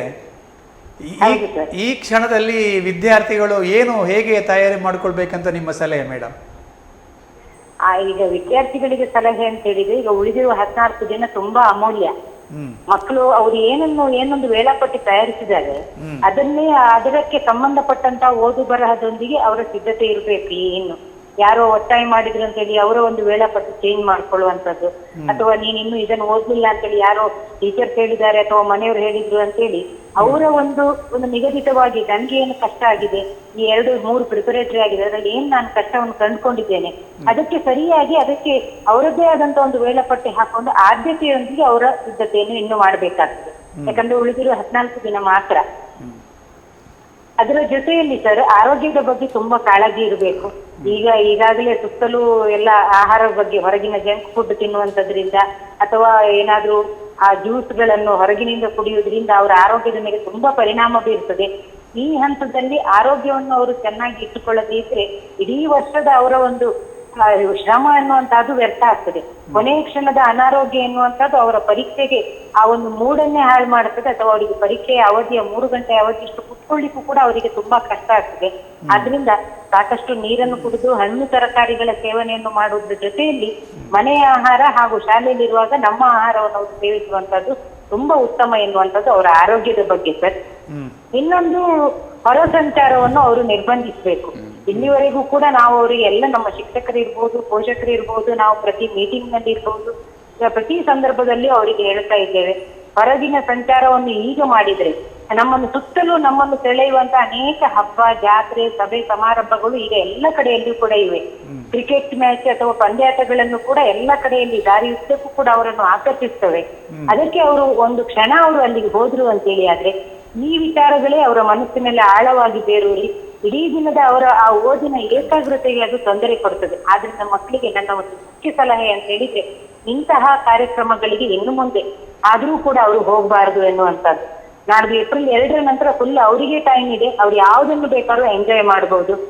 ಇನ್ನು ಎಲ್ಲದಕ್ಕಿಂತ ಮುಖ್ಯವಾಗಿ ಸರ್, ಈ ಒಂದು ಸಮಯವನ್ನು ಪರಿಪಾಲನೆ ಮಾಡುವಂತಹದ್ದು, ಪರೀಕ್ಷೆಗೆ ಬರೆಯುವುದಕ್ಕೆ ಏನೆಲ್ಲ ಅವರು ಈ 3 ಪ್ರಿಪರೇಟರಿಯಲ್ಲಿ ತಮ್ಮ ಕುಂದುಕೊರತೆಗಳನ್ನು ಏನೆಲ್ಲ ಕಂಡುಕೊಂಡಿದ್ದಾರೆ, ಯಾವ ವಿಷಯದಲ್ಲಿ ಅವರಿಗೆ ಟೈಮ್ ಸಾಕಾಗ್ಲಿಲ್ಲ, ಯಾವ ವಿಷಯದ ಯಾವ ಅಂಕಗಳನ್ನು ಅವರು ಬಿಟ್ಟಿದ್ದಾರೆ, ಇನ್ನು ಫುಲ್ ಮಾರ್ಕ್ ತೆಗೆಯುವಂತ ವಿದ್ಯಾರ್ಥಿಗಳು ಕೂಡ ಪ್ರತಿಯೊಂದು ಪದ ಅಥವಾ ಒಂದೊಂದು ವಾಕ್ಯದ ಬಗ್ಗೆಯೂ ಕೂಡ ಅವರು ಇವತ್ತು ಈ ಒಂದು 14 ದಿನ ಅವರಿಗೆ ತುಂಬಾ ಪ್ರೆಷಿಯಸ್ ಆಗಿರುವುದರಿಂದ ಇದರ ಬಗ್ಗೆ ಅವರು ಹೆಚ್ಚಿನ ಗಮನವನ್ನು ಕೊಡಬೇಕು ಎನ್ನುವಂಥದ್ದು ನನ್ನ ಸಲಹೆ ಇದೆ.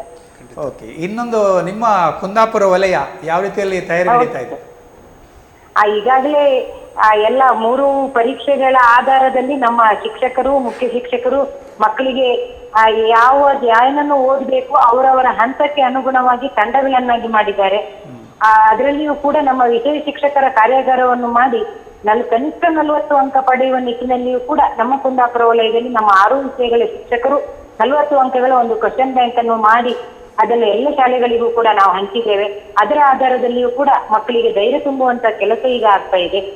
ಜೊತೆಯಲ್ಲಿ ಇನ್ನು 600ಕ್ಕಿಂತ ಹೆಚ್ಚು ಅಂಕ ಪಡೆಯುವಂತಹ 100ಕ್ಕೆ 100% 625ಕ್ಕೆ 625 ಪಡೆಯುವಂತಹ ಮಕ್ಕಳಿಗೂ ಕೂಡ ಅವರಿಗೆ ಪ್ರತ್ಯೇಕವಾದಂತಹ ಸ್ವಲ್ಪ ಮಟ್ಟಿಗೆ ಅವರಿಗೆ ಸ್ವತಂತ್ರತೆಯನ್ನು ಕೊಟ್ಟು ಅವರದೇ ಆದಂತಹ ರೀತಿಯಲ್ಲಿ ಅವರು ಕಲಿಕೆಯನ್ನು ಮಾಡುವ ಅಥವಾ ಒಂದು ಸಿದ್ಧತೆ ಮಾಡ್ಲಿಕ್ಕೂ ಕೂಡ ಅವರಿಗೆ ವ್ಯವಸ್ಥೆಯನ್ನು ಅನೇಕ ಶಾಲೆಗಳಲ್ಲಿ ಮಾಡಿದ್ದಾರೆ. ಆದ್ರಿಂದ ಈ ರೀತಿಯಾದಂತಹ ನಮ್ಮ ಮಕ್ಕಳಿಗೆ ಈ ಒಂದು ತಯಾರಿ ಈಗ ನಡೀತಾ ಇದೆ ಸರ್. ಅದರ ಜೊತೆಯಲ್ಲಿ ಪೋಷಕರ ಸಭೆಗಳು ಕೂಡ ನಡೀತಾ ಇವೆ. ಮನೆ ಭೇಟಿ, ಶಾಲೆಗೆ ಬಾರದೇ ಇರುವಂತಹದ್ದು, ಇರೆಗ್ಯುಲರ್ ಆಗಿರುವ ಅಥವಾ ಕಡಿಮೆ ಅಂಕ ಪಡೆದಿರುವಂತಹ ಮಕ್ಕಳ ಮನೆಗೂ ಕೂಡ ಮನೆ ಭೇಟಿಯು ಕೂಡ ನಡೀತಾ ಇದೆ. ಈ ಎಲ್ಲ ರೀತಿಯಲ್ಲಿ ನಮ್ಮ ವಿದ್ಯಾರ್ಥಿಗಳನ್ನು ಇನ್ನುಳಿದ 14 ದಿನಕ್ಕೆ ಅವರು ನಮ್ಮ ಶಿಕ್ಷಕರಿಗೆ ಸ್ವಾತಂತ್ರ್ಯವನ್ನು ಕೊಟ್ಟು ಅವರು ಈಗ ಆ ತಯಾರಿಗಳು ನಡೀತಾ ಇವೆ ಸರ್. ಓಕೆ, ಇನ್ನು 18ನೇ ತಾರೀಕಿಗೆ ಪರೀಕ್ಷೆ ಆರಂಭಗೊಳ್ತದೆ.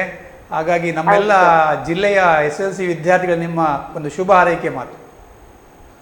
ಮಕ್ಕಳೇ, ನೀವೆಲ್ಲರೂ ಕೂಡ ಚೆನ್ನಾಗಿ ತುಂಬಾ ನಿರಾಳತೆಯಿಂದ ಪರೀಕ್ಷೆಯನ್ನು ಎದುರಿಸಿ ಉಳಿದಿರುವ 14 ದಿನವನ್ನು ಚೆನ್ನಾಗಿ ಉಪಯೋಗಿಸಿಕೊಳ್ಳಿ. ಏನೂ ಒತ್ತಡ ಇಲ್ಲ. ಪರೀಕ್ಷೆಯಲ್ಲಿ ಪಾಸ್ ಆಗುವಂತಹದ್ದು ಈ ಒಂದು ವರ್ಷದಲ್ಲಿ ತುಂಬಾ ಸುಲಭ ಇದೆ. ನಿಮಗಾಗಿಯೇ 3 ಪ್ರಿಪರೇಟರಿ ಆಗಿದೆ, 4 ಮಾಡೆಲ್ ಕ್ವಶನ್ ಪೇಪರ್ಗಳಿವೆ. ಇನ್ನು ಈಗಾಗಲೇ ನಿಮ್ಮನ್ನು ಎಲ್ಲ ಶಿಕ್ಷಕರು ನಿಮ್ಮ ಬಗ್ಗೆ ಏನೆಲ್ಲ ನಿಮ್ಗೆ ಸಹಾಯ ಬೇಕಾದೆಲ್ಲದನ್ನು ಕೂಡ ನೀಡಿದ್ದಾರೆ. ಆದ್ರಿಂದ ಎಲ್ಲರೂ ತುಂಬಾ ಚೆನ್ನಾಗಿ ತುಂಬಾ ಖುಷಿಯಾಗಿ ಈ ಒಂದು ಪರೀಕ್ಷೆಯನ್ನು ಎದುರಿಸಿ, ಪ್ರಾಣದ ಜೊತೆಯಲ್ಲಿ ನೀವು ಚೆಲ್ಲಾಟ ಆಡಬೇಡಿ.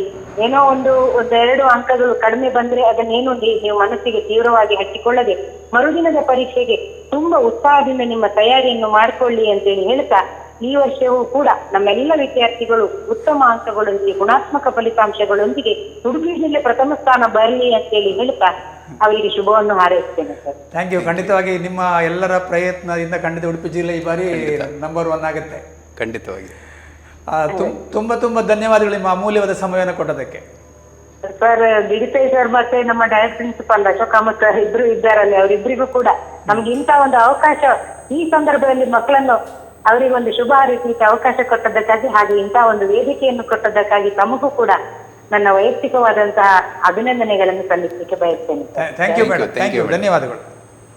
ಓಕೆ. ಇವರು ಮೇಡಮ್ ಒಂದು ಹೇಳ್ತಾರೆ, ಹೊರ ಸಂಚಾರ ಇತ್ತೀಚೆಗೆ ನೋಡ್ತಾ ಇದ್ದೇವೆ. ಹೌದು. ಈಗ ಮಕ್ಕಳು ಏನು ಮಾಡ್ತಾರೆ ಕೇಳಿದರೆ, ಈಗ ಮನೆ ಹತ್ರ ಏನೋ ಒಂದು ಪ್ರೋಗ್ರಾಮ್ ಇರ್ತದೆ, ಅಥವಾ ಸಂಬಂಧಿಕರ ಮದುವೆ ಇರ್ತದೆ, ಅಥವಾ ಒಂದು ಕ್ರಿಕೆಟ್ ಮ್ಯಾಚ್, ಹುಡುಗರು ಕ್ರಿಕೆಟ್ ಮ್ಯಾಚು, ವಾಲಿಬಾಲ್ ಮ್ಯಾಚು, ಅಲ್ಲಿಗೆ ಹೋಗ್ತಾರೆ. ಒಂದು ಸ್ವಲ್ಪ ಹೊತ್ತು ಹೋಗಿ ಬರ್ತೇನೆ ಅಂತ ಹೇಳ್ಕೊಂಡು ಅವರು ಅರ್ಧ ಗಂಟೆ ಹೋದರೂ ಕೂಡ, ಮೇಡಮ್ ಹೇಳಿದ್ರು ಒಂದು ಕ್ಷಣ ಹೋದರೂ ಕೂಡ ಅವ್ರು ಇಡೀ ದಿನ ಹಾಳಾಗ್ತದೆ ಅಂತ ಹೇಳ್ಕೊಂಡು. ಖಂಡಿತ ಅರ್ಧ ಗಂಟೆ ಹೋದರೂ ಕೂಡ ಹೋಗುವ ಮುಂಚಿನ ತಯಾರಿ, ಹೋದ ಮೇಲೆ ಅಲ್ಲಿ ಕಳೆದ ಸಮಯ, ಬಂದ ಮೇಲೆ ಅದೇ ಗುಂಗು. ಈಗ ಒಂದು ಕ್ರಿಕೆಟ್ ಮ್ಯಾಚಿಗೆ ಹೋದರೆ, ಮದುವೆಗೆ ಹೋದರೆ, ಬೇರೆ ಫಂಕ್ಷನಿಗೆ ಹೋದರೆ ಅದೇ ಗುಂಗಲ್ಲಿರ್ತಾರೆ. ಒಟ್ಟಾರೆಯಾಗಿ ಅವರ ಇಡೀ ದಿನ ಎನ್ನುವಂಥದ್ದು ಅಲ್ಲಿ ಹಾಳಾಗ್ತದೆ. ಅದಕ್ಕಾಗಿ ಮನೆಯವರು ಭಾಳಷ್ಟು ಗಮನ ಕೊಡಬೇಕು. ಮಕ್ಕಳನ್ನು ಕಟ್ಟಿ ಹಾಕೋದು ಬೇಡ, ಅವರಿಗೆ ಸ್ವಲ್ಪ ತಿಳಿವಳಿಕೆ ಕೊಟ್ಟು. ಮತ್ತೊಂದು ಹೇಳಿದರು, 2ನೇ ತಾರೀಕು ಮೇಲೆ ಎಲ್ಲ ದಿನ ನಿಮ್ಮದೇ. 2ನೇ ತಾರೀಕು ನಂತರ ಎಲ್ಲ ದಿನ ನಿಮ್ಮದೇ, ನೀವು ಎಲ್ಲಿ ಬೇಕಾದರೂ ಹೋಗ್ಬೋದು, ಯಾವ ಪ್ರೋಗ್ರಾಮ್ ಕೂಡ ಅಟೆಂಡ್ ಆಗ್ಬೋದು, ಅಷ್ಟು ಅವಕಾಶಗಳಿದೆ. ಇನ್ನುಳಿದಂಥ ಈ 2ನೇ ತಾರೀಕು ಬರುವ ತನಕ ನೀವು ಸ್ವಲ್ಪ ಮನೆಯಲ್ಲಿದ್ದು ಓದಿದರೆ ಏನು ನಿಮಗೆ ಲಾಭ ಇದೆ ಅನ್ನೋದನ್ನು ಮಕ್ಕಳಿಗೆ ಹೇಳಿಕೊಡ್ಬೇಕು, ಅವರಿಗೆ ಮನದಟ್ಟು ಮಾಡಬೇಕು. ಆವಾಗ ಮಕ್ಕಳು ಒಪ್ಕೊಳ್ತಾರೆ. ಇಲ್ಲ ಹೋಗಿ ಬಾ, ಅಥವಾ ಮನೆಯವರು ಎಲ್ಲಿ ದುರಂತ ಕೇಳಿದರೆ ಮನೆಯವರೇ ಮಕ್ಕಳನ್ನು ಕರ್ಕೊಂಡು ಹೋಗುವಂಥದ್ದು. ಬಾ ನೀನು ಸ್ವಲ್ಪ ಹೊತ್ತು ಹೋಗಿ ಬರುವ, ಏನಾಗೋದಿಲ್ಲ, ಅಥವಾ ಆಚೆ ಈಚೆ ಸ್ವಲ್ಪ ರಿಲ್ಯಾಕ್ಸ್ ಆಗುತ್ತೆ, ಹಾಗೆ ಹೇಳುವುದು. ಅಲ್ಲಿ ಏನಾಗ್ತದೆ ಕೇಳಿದರೆ ಅವರ ಪರೀಕ್ಷೆಯ ಏನು ಮೂಡಿದೆ, ಏಕಾಗ್ರತೆ ಏನಿದೆ, ಅದಕ್ಕೆ ಭಂಗ ಬರ್ತದೆ. ಅವರು ರಿಲ್ಯಾಕ್ಸೇಷನ್ ಪಡ್ಕೊಳ್ಳೋದಾದರೆ ಅಲ್ಲೇ ಒಂದು ಅರ್ಧ ಗಂಟೆಯೋ 10 ನಿಮಿಷವೋ ಮನೆಯಿಂದ ಹೊರಗಡೆ ಸ್ವಲ್ಪ ತಿರುಗಾಡಿದರೆ, ಒಂದು 10 ನಿಮಿಷ ತಿರುಗಾಡಿದರೆ ಸಾಕು, ಅವರಿಗೆ ರಿಲ್ಯಾಕ್ಸೇಷನ್ ಬರ್ತದೆ, ಮತ್ತೆ ಅವರು ಕೂತ್ಕೊಂಡು ಓದಲಿಕ್ಕೆ ಸಾಧ್ಯ ಆಗ್ತದೆ. ಅದು ಬಿಟ್ಕೊಂಡು ಮೇಡಮ್ ಹೇಳಿದಾಗೆ ಹೊರ ಸಂಚಾರ ಅಲ್ಲಿ ಇಲ್ಲಿ ಯಾವುದೋ ಪ್ರೋಗ್ರಾಮಿಗೋ ಯಾವುದಕ್ಕೂ ತಿರುಗಾಡ್ತಾ ಹೋದರೆ ಅವರು ತಮ್ಮ ಏನೋ ಒಂದು ಒಳ್ಳೆಯ ಅವಕಾಶವನ್ನು ಮಿಸ್ ಮಾಡ್ಕೊಳ್ತಾರೆ ಅನ್ನೋದನ್ನು ನಾವು ಗಮನಿಸ್ಕೊಳ್ಬೇಕು. ಅಷ್ಟೇ ಅಲ್ಲ, ಆರೋಗ್ಯದ ಮೇಲೆ ಬಹಳ ಪರಿಣಾಮ ಬೀರುತ್ತೆ ಸರ್. ಒಂದು ಬಿಸಿಲು, ಮತ್ತೊಂದು ಹೊರಗಡೆ ಕುಡಿಯುವಂಥ ನೀರು, ಆನಂತರ ಅಲ್ಲಿ ತಿನ್ನುವಂಥ ಆಹಾರ, ಇವೆಲ್ಲವೂ ಒಟ್ಟಾಗಿ ಅವರ ಆರೋಗ್ಯದ ಮೇಲೆ ಕೂಡ ದುಷ್ಪರಿಣಾಮ ಬೀರುವ ಸಾಧ್ಯತೆ ಇರ್ತದೆ. ಆದ್ದರಿಂದ ಇಲ್ಲಿ ತನಕ ಏನು ತಯಾರಿ ಮಾಡಿರ್ತಾರೆ, ಜೂನಿಂದ ಇಲ್ಲಿ ತನಕ ಏನು ಅವರು ತಯಾರಿ ಮಾಡಿರ್ತಾರೆ, ಅವೆಲ್ಲವೂ ಕೂಡ ಹಾಳಾಗಿ ಹೋಗುವಂಥ ಸಂಭವ ಮತ್ತು ಸಂದರ್ಭ ಬರ್ತದೆ. ಮತ್ತು ಇನ್ನೊಂದವರು ಸಮಯದ ಒಂದು ಹೊಂದಾಣಿಕೆ. ಹೌದು, ಸಮಯ ಹೊಂದಾಣಿಕೆ ಬಗ್ಗೆ ಹೇಳಿದ್ರು ಸರ್. ಇನ್ನು ಉಳಿದ ದಿನಗಳನ್ನು ಹೊಂದಾಣಿಕೆ ಮಾಡಿಕೊಳ್ಳುವಂಥದ್ದು, ಅದನ್ನು ಹೇಗೆ ಮಾಡಿಕೊಳ್ಬೇಕು ಅನ್ನೋದ್ರೆ, ಈ ಉದಾಹರಣೆಗೆ ಪ್ರಿಪರೇಟರಿ ಎಲ್ಲ 3 ಪರೀಕ್ಷೆಯ ಪ್ರಶ್ನೆ ಪತ್ರಿಕೆಯನ್ನು ಮತ್ತೊಮ್ಮೆ ಉತ್ತರಿಸುವುದು. ಅದರಲ್ಲಿ ನನಗೇನು ಕಷ್ಟ ಆಗಿದೆ ಅದನ್ನು ನಾನು ಹೇಗೆ ಸಾಲ್ವ್ ಮಾಡ್ಕೊಳ್ಬೇಕು ಅನ್ನೋದನ್ನು ಮಾಡುವಂಥದ್ದು. ಮತ್ತು ನನಗೆ ಯಾವುದು ಕಷ್ಟ ಇದೆ ಅದಕ್ಕೆ ಹೆಚ್ಚು ಸಮಯವನ್ನು ಕೊಡುವಂಥದ್ದು. ಮತ್ತು ಪರೀಕ್ಷೆ ಬಿಟ್ಟು ಬಂದ ಮೇಲೆ ಅವ್ರು ಏನು ಮಾಡ್ತಾರೆ ಕೇಳಿದರೆ, ಆ ಪರೀಕ್ಷೆಯಲ್ಲಿ ನನಗೆ ಕಷ್ಟ ಆಗಿದೆ, ಉದಾಹರಣೆಗೆ ಒಂದು ಎಕ್ಸಾಮ್ ಇವತ್ತಾಗಿದೆ ಅಂತ ಹೇಳಿದರೆ, ಮನೆಗೆ ಬಂದವರು ಈ ಎಕ್ಸಾಮ್ ನನಗೆ ತುಂಬ ಕಷ್ಟ ಆಯಿತು ಅಂತ ಹೇಳ್ಕೊಂಡು ಆಕಾಶ ತಲೆ ಮೇಲೆ ಬಿದ್ದ ಅವರು ಹಾಗೆ ಕೂತ್ಕೊಂಡು ಬಿಡ್ತಾರೆ. ಆ ಮುಂದಿನ ಪರೀಕ್ಷೆ ತಯಾರಾಗುವುದು ಅಲ್ಲಿ ತಪ್ಪಿ ಹೋಗ್ತದೆ. ಅದನ್ನು ಮೇಡಮ್ ಅಲ್ಲಿ ಕೋಟ್ ಮಾಡಿದರು. ಒಂದು ಕಷ್ಟ ಆದರೆ ಅದಕ್ಕೆ ತಲೆ ಕೆಡಿಸ್ಕೊಳ್ಳದೆ 1-2 ಮಾರ್ಕ್ ಮಿಸ್ ಆದರೆ ಮುಂದಿನ ಪರೀಕ್ಷೆಗೆ ನೀವು ಚೆನ್ನಾಗಿ ತಯಾರಾಗಿ ಅಂತ ಹೇಳ್ಕೊಂಡು, ಈ ರೀತಿಯ ಮನೋಭಾವನೆಯನ್ನು ಮಕ್ಕಳು ಬೆಳೆಸ್ಕೊಳ್ಬೇಕು. ಮತ್ತು ಪೋಷಕರು ಸ್ವಲ್ಪ ಮಾರ್ಗದರ್ಶನ ಕೊಡಬೇಕು. ಖಂಡಿತವಾಗಿ ನೀವು ಹೇಳಿದಾಗೆ ಆಹಾರದ ಬಗ್ಗೆ ಬಹಳ ಗಮನ ಹರಿಸಬೇಕು. ಇವತ್ತು ಹೊರಗಿನ ಆಹಾರಗಳು ಅವ್ರು ಹೇಳಿದಾಗೆ ಒಂದು ಹೇಳಿದ್ರು, ಇಡೀ ವರ್ಷ ಓದಿದ್ದು ಆರೋಗ್ಯ ಬಂದು 3 ಗಂಟೆ ಕುತ್ಕೊಳ್ಳಿ ಆಗದೆ ಇದ್ರೆ ಇಡೀ ವರ್ಷ ಇಡೀ ಹಾಳಾಗಿ ಹೋಗ್ತದಲ್ಲ. ಅದು ಆಗದೆ ಇರುವ ಹಾಗೆ ಮಕ್ಕಳು ನೋಡ್ಕೊಳ್ಬೇಕು. ಮತ್ತೊಂದು ವಿಷಯವನ್ನು ನಾವು ಗಮನಿಸ್ಕೊಳ್ಳೋದಾದರೆ, ಪೋಷಕರು ಮಕ್ಕಳನ್ನು ಮಾರ್ಗದರ್ಶನ ಮಾಡುವುದು ಭಾಳಷ್ಟು ಮುಖ್ಯ ಆಗ್ತದೆ. ಈಗ ಮಕ್ಕಳು ಪರೀಕ್ಷೆ ಮುಗಿಸಿ ಮನೆಗೆ ಬಂದ ತಕ್ಷಣ ಮಕ್ಕಳಿಗಿಂತ ಹೆಚ್ಚಾಗಿ ಪೋಷಕರ ಪ್ರಶ್ನೆ ಪತ್ರಿಕೆ ಇಟ್ಕೊಂಡು ನೀನು ಇದಕ್ಕೆ ಉತ್ತರಿಸಿದ್ಯಾ, ಇದೇನಾಯಿತು ಅನ್ನೋದನ್ನು ಅವರನ್ನು ಪ್ರಶ್ನೆ ಮಾಡುವುದನ್ನು ಬಿಟ್ಟು, ಅವನು ಏನು ಬರೆದು ಬಂದಿದ್ದಾನೆ ಓಕೆ ಅದನ್ನು ಬಿಟ್ಬಿಡೋಣ, ಆಗಿ ಹೋಗಿದೆ, ಮುಂದಿನದಕ್ಕೆ ಅವನು ಏನು ತಯಾರಾಗಬೇಕು ಅದಕ್ಕೆ ಅವನಿಗೆ ಆತ್ಮವಿಶ್ವಾಸ ತುಂಬುವ. ಆ ಪರೀಕ್ಷೆ ಕಷ್ಟ ಆಯಿತಾ, ತೊಂದರೆ ಇಲ್ಲ ಬಿಡು, ನೀನು ಮುಂದಿನದಕ್ಕೆ ತಯಾರಾಗು ಅನ್ನೋದನ್ನು ಹೇಳಿದಾಗ ಮಕ್ಕಳಲ್ಲಿ ಸ್ವಲ್ಪ ಆತ್ಮವಿಶ್ವಾಸ ಬರ್ತದೆ. ಓ, ಇವರು ನನ್ನ ಸಾಲಿಗಿದ್ದಾರೆ ಅಂತ ಹೇಳ್ಕೊಂಡು. ಅದು ಬಿಟ್ಕೊಂಡು ಇದು ಯಾಕೆ ಬರಲಿಲ್ಲ, ಇಷ್ಟು ಸುಲಭ ಇತ್ತಲ್ಲ, ನೀನು ಬಿಟ್ಟು ಬಂದಿಯಲ್ಲ ಅಂತ ಹೇಳ್ಕೊಂಡು ಅವರಲ್ಲಿನ ಆತ್ಮವಿಶ್ವಾಸವನ್ನು ಕುಂದಿಸುವಂತೆ ಮಾಡಿದರೆ ಬಹುಶಃ ಎಲ್ಲೋ ಮುಂದಿನ ತಯಾರಿಗೆ ಮಕ್ಕಳಿಗೆ ತೊಂದರೆ ಆಗ್ತದೇನೋ. ಹಾಗಾಗಿ ಪರೀಕ್ಷೆ ಮುಗಿದ ಬಳಿಕ ನಮ್ಮ ವಿದ್ಯಾರ್ಥಿಗಳು ಕೂಡ ಅದರ ಬಗ್ಗೆ ಆ ಪ್ರಶ್ನೆ ಅನಾಲಿಸಿಸ್ ಮಾಡ್ತಾ ಹೋಗೋದು. ಮಾಡಬಾರ್ದು. ನೀವು ಮಾಡೋದೇ 2ನೇ ತಾರೀಕು ನಂತರ ಮಾಡಿ. 2ನೇ ತಾರೀಕು ನಂತರ ಕೂತ್ಕೊಂಡು ಆರಾಮದಲ್ಲಿ ಮಾಡ್ಬೋದು. ಇಷ್ಟಿಷ್ಟು ಮಾರ್ಕ್ ನನಗೆ ಸಿಗುತ್ತೆ, ಇದಕ್ಕೆ ಸಿಗುತ್ತೆ ಅಂತ ಮಾಡ್ಬೋದು. ನೀವು ಬಂದ ಕೂಡಲೇ, ಅಥವಾ ಇನ್ನು ಕೆಲ ನೋಡಿದ್ದೇನೆ, ಪರೀಕ್ಷೆಗೆ ಹೊರಗಡೆ ಬಂದ ಕೂಡಲೇ ಇದಕ್ಕೇನು ಅಂತ ಹೌದು, ಇದು ಯಾವುದು ಇದಕ್ಕೆ ಆ ಪ್ರಶ್ನೆ ಉತ್ತರ. ಅವಾಗ ಕೆಲವು ಆತ್ಮವಿಶ್ವಾಸ ಸ್ವಲ್ಪ ಕಡಿಮೆ ಇರುವ ಮಕ್ಕಳು ಅವರು ತುಂಬಾ ಇದಾಗ್ತಾರೆ ಸರ್, ಇಂಟ್ರೋವರ್ಟ್ ಅಂತ ಹೇಳ್ತೀವಲ್ಲ, ಅವ್ರ ಮನಸ್ಸಿನೊಳಗೆ ಅವ್ರು ಕುಗ್ಗಿ ಹೋಗ್ತಾರೆ. ಅಯ್ಯೋ ನಾನು ಗೊತ್ತಿದ್ದು ಬರೀಲಿಲ್ಲಲ್ಲ ಅಥವಾ ಮಿಸ್ ಮಾಡ್ಕೊಂಡಲ್ಲ ಅಂತ ಹೇಳ್ಕೊಂಡು. ಅದು ಆಗದೇ ಇರುವ ಹಾಗೆ ಮಕ್ಕಳು ನೋಡ್ಕೊಳ್ಬೇಕು. ಅಂದ್ರೆ ಪರೀಕ್ಷೆ ಮುಗಿದ ತಕ್ಷಣ ಅವರು ನೇರವಾಗಿ ಮನೆ ಹೋಗೋದು ಒಳ್ಳೇದು ಸರ್. ಸುಮ್ಮನೆ ಅಲ್ಲಿ ಚರ್ಚೆ ಮಾಡೋದು, ಇದೇನಾಯ್ತು ಇದಾಯ್ತು ಅಂತ ಹೇಳಿ, ಅದರಿಂದ ಕೆಲವು ಒಳ್ಳೇದು ಕೆಟ್ಟದ್ದು ಜಾಸ್ತಿ. ಒಳ್ಳೇದಕ್ಕಿಂತ ಕೆಟ್ಟದ್ದು ಅಂದ್ರೆ ಅವರು ಈಸಿಯಾಗಿ ತಗೊಳ್ಳೋದಾದ್ರೆ ತೊಂದರೆ ಇಲ್ಲ. ಕೆಲವರು ಮನಸ್ಸಿಗೆ ತಗೊಳ್ತಾರಲ್ಲ, ಅವರಿಗೆ ಬಹಳ ಕೆಟ್ಟದಾಗ್ತದೆ, ಮುಂದಿನ ತಯಾರಿಯ ಬಗ್ಗೆ ಆಗ್ತದೆ. ಅದಕ್ಕಿಂತ ಅವ್ರು ಮನೆಗೆ ಹೋಗಿ ಒಂದು ಅರ್ಧ ಗಂಟೆ ರಿಲ್ಯಾಕ್ಸ್ ಮಾಡ್ಕೊಂಡು ಆನಂತರ ಓದ್ಲಿಕ್ಕೆ ಕೂತ್ಕೊಳ್ಬಹುದು. ನಾನು ಬರೆದು ಬಂದಿದ್ದೇನೆ, ನಾನು ರಿಲ್ಯಾಕ್ಸ್ ಆಗ್ತೇನೆ ಅಂತ ಹೇಳಿ ರಿಲ್ಯಾಕ್ಸ್ ಮಾಡ್ಕೊಳ್ಳೋದು ಒಳ್ಳೇದು. ಮತ್ತೊಂದು ಅವರು ಹೇಳಿದಂಥದ್ದು ವೇಳಾಪಟ್ಟಿ ಬಗ್ಗೆ ಇದಾಯಿತು. ಒತ್ತಾಯಪೂರ್ವಕವಾಗಿ ಓದಬೇಡಿ. ಒತ್ತಾಯಪೂರ್ವಕ ಯಾರ್ದೋ ಇನ್ನು 15 ಹೇಳಿ ಮತ್ತೆ ಪುನಃ ನಾವು ಒತ್ತಡ ಆಗ್ತೀವಲ್ಲ, ಅವರಿಗೋಸ್ಕರ ಓದಬೇಕು. ನಾವು ತುಂಬ ಮಕ್ಕಳು, ನಾನು ನಮ್ಮ ಸ್ಕೂಲಲ್ಲಿ ಅಥವಾ ಬೇರೆ ಬೇರೆ ಸ್ಕೂಲಲ್ಲಿ ಗಮನಿಸ್ತೀವಿ, ಕೆಲವರು ಇನ್ನೂ ಕೂಡ ಸೀರಿಯಸ್ ಬಂದಂಗಿಲ್ಲ. ಕೆಲವು ಮಕ್ಕಳು ಅಯ್ಯೋ ಇವರು ನಮಗೋಸ್ಕರ ಇವರು ಒತ್ತಡ ನಮಗೆ ಹಾಕ್ತಾ ಇದ್ದಾರೆ, ನಮಗೋಸ್ಕರ ಇವರಿಗಾಗಿ ನಾವು ಓದಬೇಕು ಅಂತ. ಅಂದ್ರೆ ಕೆಲವು ಮಕ್ಕಳಲ್ಲಿ ಏನಿರ್ತದೆ ಕೇಳಿದ್ರೆ, ನಾವು ಓದುವುದು ನಮಗಾಗಿ ಅಲ್ಲ, ಪೋಷಕರಿಗಾಗಿ ಮತ್ತೆ ಶಿಕ್ಷಕರಿಗಾಗಿ. ಆ ಮನೋಭಾವನೆ ಇನ್ನು ಕೆಲವೊಂದು ಮಕ್ಕಳಲ್ಲಿದೆ. ಅದನ್ನು ಬಿಟ್ಟು ಬಿಡಬೇಕು. ಮೊನ್ನೆ ಒಂದು ಕಡೆಯಲ್ಲಿ ಒಂದು ಘಟನೆ ಆಯಿತು. SSLC ನಾನು ಯಾಕೆ ಓದಬೇಕು, ಅದ್ರ ಮಾರ್ಕ್ ಎಲ್ಲೂ ಬರುವುದಿಲ್ಲಲ್ಲ, PUC ಆದಮೇಲೆ ಅದರ ಮಾರ್ಕ್ ತಗೊಳ್ತಾರೆ ಅನ್ನುವಂಥದ್ದು. ಖಂಡಿತವಾಗಿ ಅವರು PUCಯಲ್ಲಿ ಒಳ್ಳೆಯ ಕೋರ್ಸನ್ನು ಆಯ್ಕೆ ಮಾಡ್ಕೊಳ್ಳಿಕ್ಕೆ, ಅಂದರೆ ಸೈನ್ಸ್ ಬೇಕಾದರೆ ಅಥವಾ ಕಂಪ್ಯೂಟರ್ ಸೈನ್ಸ್ ಬೇಕಾದರೆ ಅಥವಾ ಬೇರೆ ಅವರ ಇಷ್ಟದ ಕೋರ್ಸನ್ನು ಆಯ್ಕೆ ಮಾಡ್ಕೊಳ್ಬೇಕು. ಇವನ್ ಡಿಪ್ಲೊಮೊ ಹೋಗೋದಾದರೂ ಕೂಡ ಅಲ್ಲಿ ಆಯ್ಕೆ ಮಾಡ್ಕೊಳ್ಳಿಕ್ಕೂ ಕೂಡ ಅವ್ರಿಗೆ ಏನಾಗ್ತದೆ, ಇದೊಂದು ಬೇಸ್ ಆಗ್ತದೆ. ಆದ್ದರಿಂದ SSLC ಮಾರ್ಕ್ ಎನ್ನುವಂಥದ್ದು ನಿಮ್ಮ ಮುಂದಿನ ಆಯ್ಕೆಗೆ ಒಂದು ರಹದಾರಿ ಅಂತ ಹೇಳ್ತೀವಲ್ಲ, ಅದನ್ನು ಒದಗಿಸಿ ಕೊಡಬೇಕಾದ್ರೆ ಅವರು SSLCಯಲ್ಲಿ ಒಳ್ಳೆಯ ಮಾರ್ಕನ್ನು ಪಡೀಲಿಕ್ಕೆ ಅವರು ಪ್ರಯತ್ನ ಮಾಡಲೇಬೇಕು. ಈಗ ನಾವು ನಮ್ಮ ಬ್ರಹ್ಮಾವರ BO ಮೇಡಮ್ ಅವರು ಉಮಾ ಪಿ ಅವರನ್ನ ಸಂಪರ್ಕ ಮಾಡೋಣ. ಅವರು ಯಾವ ರೀತಿಯಲ್ಲಿ ನಮ್ಮ ಸಲಹೆ ಕೊಡ್ತಾರೆ ನೋಡೋಣ. ನಮಸ್ತೆ. ನಮಸ್ತೆ ಮೇಡಮ್, ಹೇಗಿದ್ದೀರಿ? ನಾನು ಚೆನ್ನಾಗಿದ್ದೇನೆ. ಈಗ ಇನ್ನೊಂದು 14 ದಿವಸ ಇದೆ ಮೇಡಮ್. ಈ 14 ದಿವಸದಲ್ಲಿ ಈ ಮಕ್ಕಳು ಹೇಗೆ ಓದ್ಬೇಕಂತ ನೀವು ಸಲಹೆ ಕೊಡ್ತೀರಿ? ಖಂಡಿತ. ಶಿಕ್ಷಣ ಸೌರಭ ವಿಚಾರದೀವಿಗೆ ಕಾರ್ಯಕ್ರಮ ವೀಕ್ಷಿಸಿರುವಂತಹ ಎಲ್ಲರಿಗೂ ಹಾಗೂ ಆಯೋಜಕರಾದ ನರೇಂದ್ರ ಕೋಟ ಇವರಿಗೂ ಸಹ ಅಭಿನಂದನೆಗಳು. ಕಾರ್ಯಕ್ರಮಕ್ಕೆ ಪ್ರೋತ್ಸಾಹ ನೀಡ್ತಾ ಇರುವಂತಹ ವಿಜ್ಞಾನ ಉಪನಿರ್ದೇಶಕರಿಗೂ ನಮಸ್ಕಾರ. ಈಗಾಗಲೇ 3 ಪೂರ್ವ ಸಿದ್ಧತಾ ಪರೀಕ್ಷೆ ನಡೆದಿದೆ. ವಿದ್ಯಾರ್ಥಿಗಳು ಚೆನ್ನಾಗಿ ಓದ್ತಾ ಇದ್ದಾರೆ ಅಂತ ಹೇಳಿ ನಾವು ಅಂದುಕೊಂಡಿದ್ದೇವೆ. ಉಡುಪಿ ಜಿಲ್ಲೆ ನಮ್ಮ ಹೆಮ್ಮೆ. ನಮ್ಮ ವಿದ್ಯಾರ್ಥಿಗಳು ಚೆನ್ನಾಗಿ ಸಿದ್ಧತೆ ಮಾಡಿಕೊಂಡಿದ್ದಾರೆ ಅಂತ ಭಾವಿಸ್ತೇನೆ. ಬ್ರಹ್ಮಾವರ ವಲಯದ 60 ಶಾಲೆಗಳಲ್ಲಿ 2700 ವಿದ್ಯಾರ್ಥಿಗಳು ಪರೀಕ್ಷೆಗೆ ಬರೀಲಿಕ್ಕೆ ಸಿದ್ಧತೆ ಮಾಡಿಕೊಂಡಿದ್ದಾರೆ. ವಿದ್ಯಾರ್ಥಿಗಳಿಗೆ ನಾನು ಸಂದೇಶ ಕೊಡುವುದೇನೆಂದರೆ, ಪ್ರಯತ್ನವೇ ಯಶಸ್ಸಿನ ಮೂಲ. ಶ್ರಮಕ್ಕೆ ತಕ್ಕ ಫಲ ಸಿಗುತ್ತೆ. ಚೆನ್ನಾಗಿ ಓದಿ,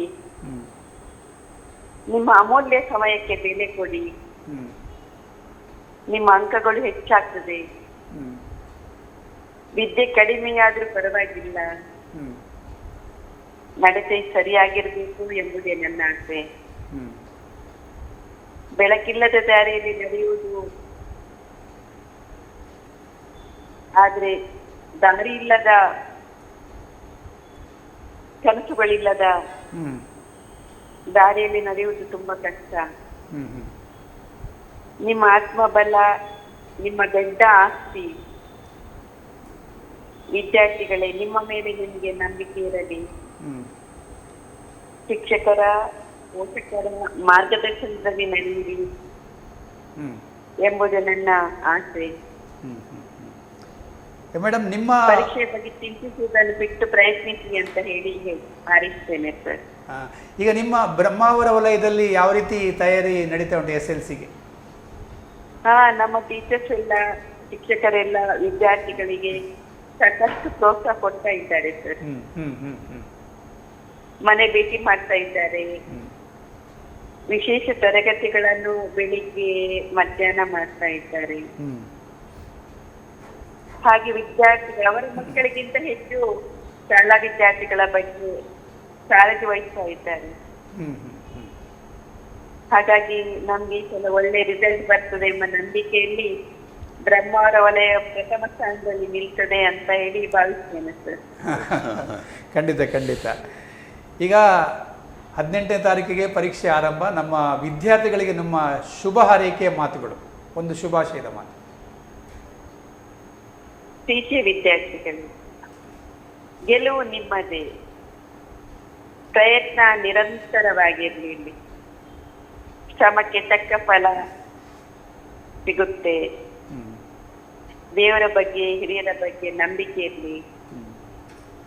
ನಿಮ್ಮ ಆತ್ಮವಿಶ್ವಾಸ ಕಡಿಮೆ ಮಾಡದಿರಿ. ಸಕಾರಾತ್ಮಕ ಭಾವನೆಯಿಂದ ಮುನ್ನಡೆಯಿರಿ. ಪರೀಕ್ಷೆಯನ್ನು ಬರೆಯಿರಿ ಎಂಬುದಾಗಿ ಶುಭವನ್ನು ಹಾರೈಸುತ್ತೇನೆ. ಧನ್ಯವಾದಗಳು ನಿಮ್ಮ ಅಮೂಲ್ಯವಾದ ಸಮಯವನ್ನು ನಮಗೆ ಕೊಟ್ಟದಕ್ಕೆ. Thank you sir.